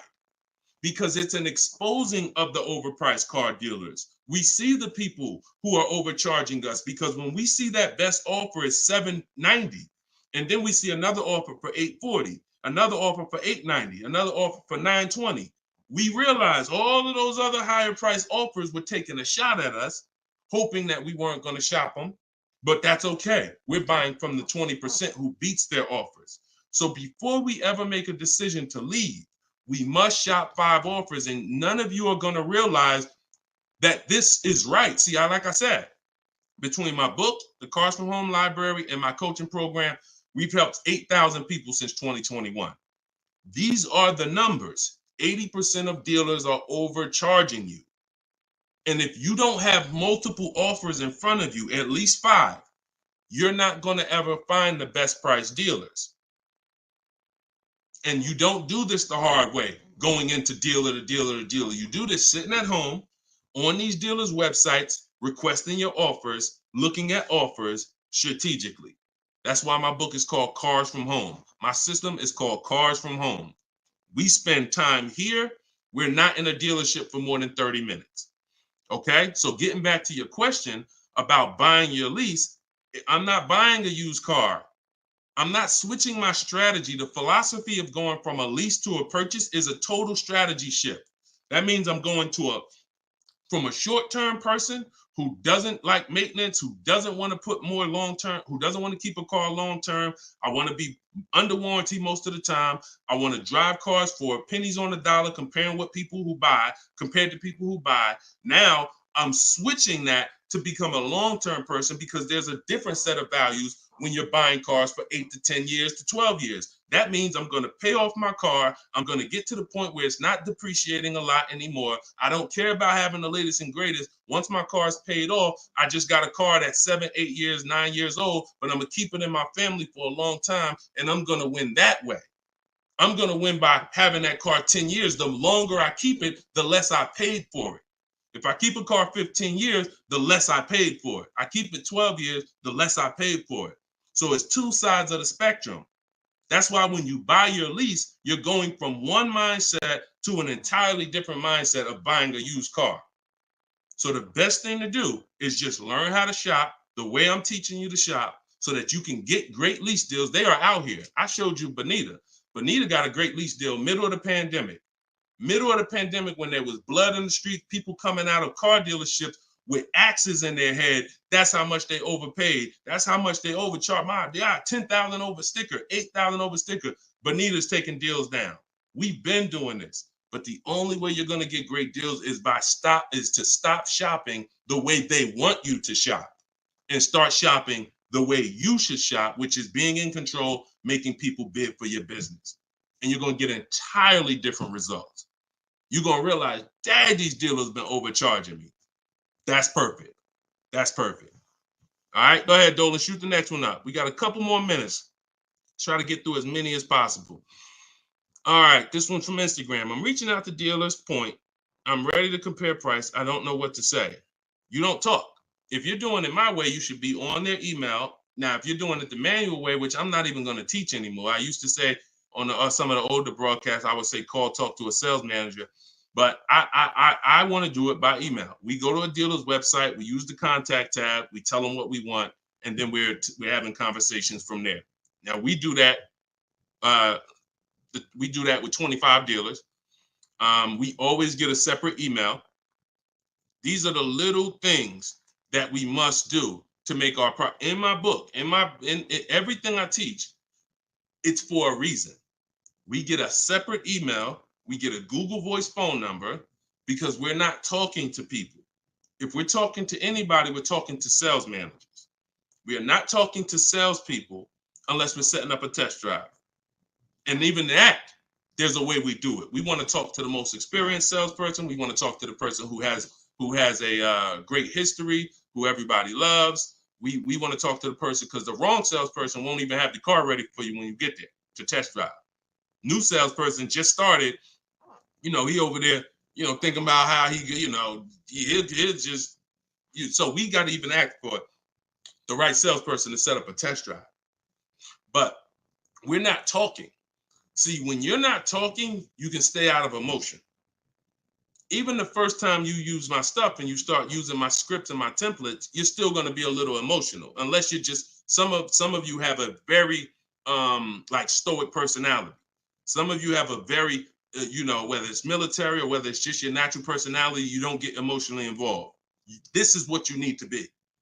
And some of you who are emotional, you're going to see there's no reason for me to be emotional anymore using this. I'm at home, I'm in control, I'm making people bid, and I'm not talking to people where they can get me emotional and I can say something that's going to hurt me or cost me money.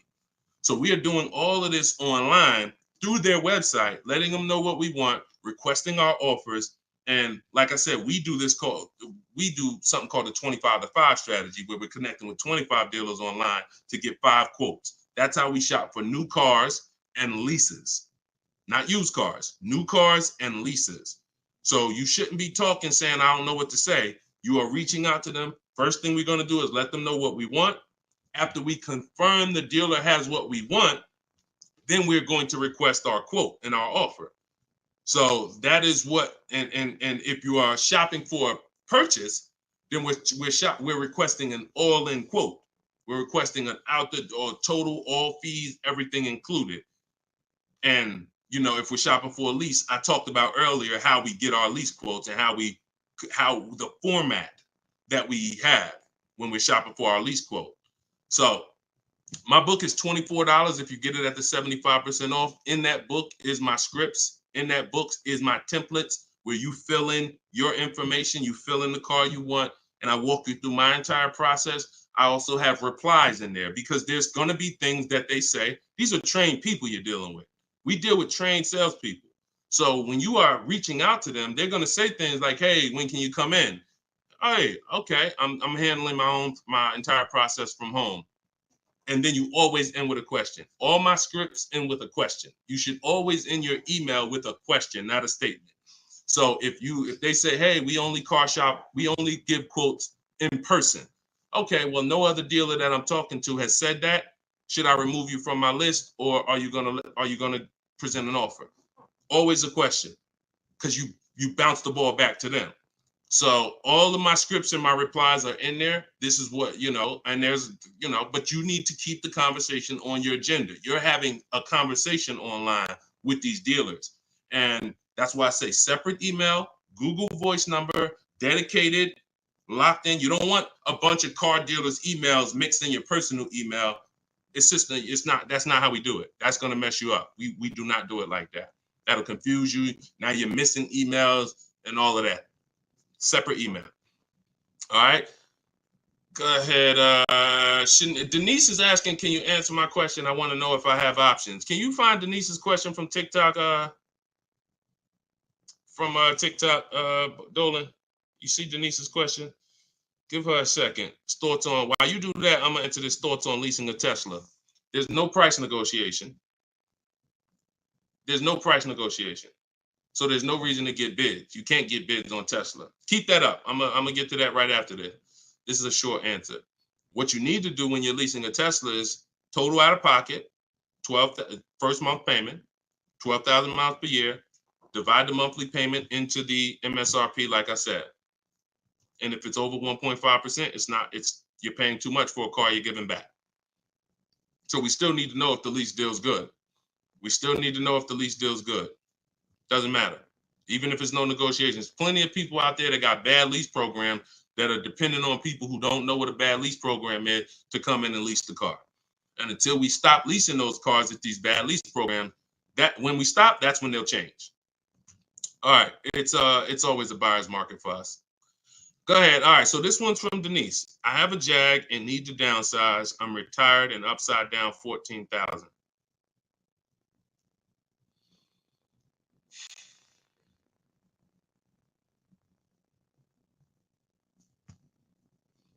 See, here's the bad part about negative equity.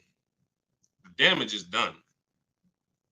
I wish I was the person who could, give back. A lot of what I'm talking to y'all about is I'm shouting from the hills and warning you.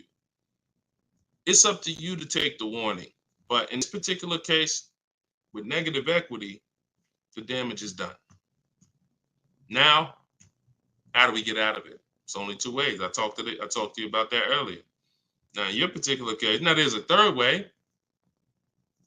It involves the car. If the car is totaled or stolen and you don't recover it and you have gap insurance, then the car is. So I can't say there's not another way, but we can't plan on that. That's insurance fraud. So in the case of what's legal and ethical, you can only sell car or trade into or replace it with another car. And in the case of negative equity, if you can't sell the car, pay the difference, go to YouTube. After this, I spent probably 8 to 10 minutes talking about how to get out of negative equity. There's 3 ways.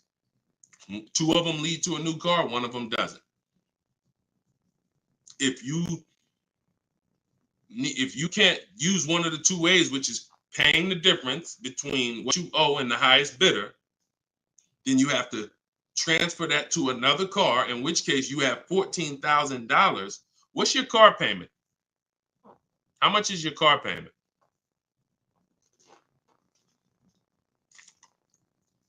And if you need to downsize because you want a smaller car, okay, $769. If you need to downsize because what's the reason that you need to downsize?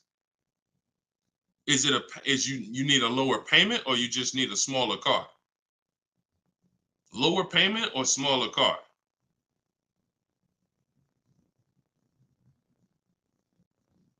Sometimes I need to ask more questions. This is why, we go, I have 3 things I created: the Cards from Home book, and the video library, and coaching. In particular cases, I need to ask more questions before we could give a custom answer. Lower payment. So you got to look at it like this. Most people should be transferring negative equity into a lease. Now, once you actually bring 14,000 over, and your negative equity amount should always be based on you getting the offers. It shouldn't be based on what you think or what a dealer told you the car is worth. So that's one thing. Let's start there. Equity assessment, you need to rewatch the show. You need to see that segment. If you have my book, you need to follow the segment on the equity assessment to find out what your real negative equity is. That is on a 39-month lease, bringing that over, you're talking about $14,000. That right there is $358 a month. You know what you possibly could do? Try listing the car on Swap a Lease. Now, if that payment is good for the car, let me see. Did we? You got a Jag. Depends on if $769 a month. Now watch this. If $769 a month is a good payment for that vehicle, then you can list it on Swap a Lease, and then you could have someone take over the payment. But it got to be a good deal. If they could go out and they could get a $600 payment on that same vehicle, then they're not going to take it over. So this is another option for you to consider. Now, if it might even be advantageous to you to list that car and contribute some. You might say, all right, I'll pay $100 and all right, my payment's $769, I'll pay $100 and somebody take it over for $669. Whatever you need to list it for to get out of it, to have someone take it over, may be advantageous to do until the lease ends. And then you go and get yourself a very inexpensive car that you can qualify for, because if you have someone take over the lease till the end, you could probably go get yourself something, lower payment, but that car coming into the deal, you're going nowhere, because $14,000, unless you got cash. If you got some cash, then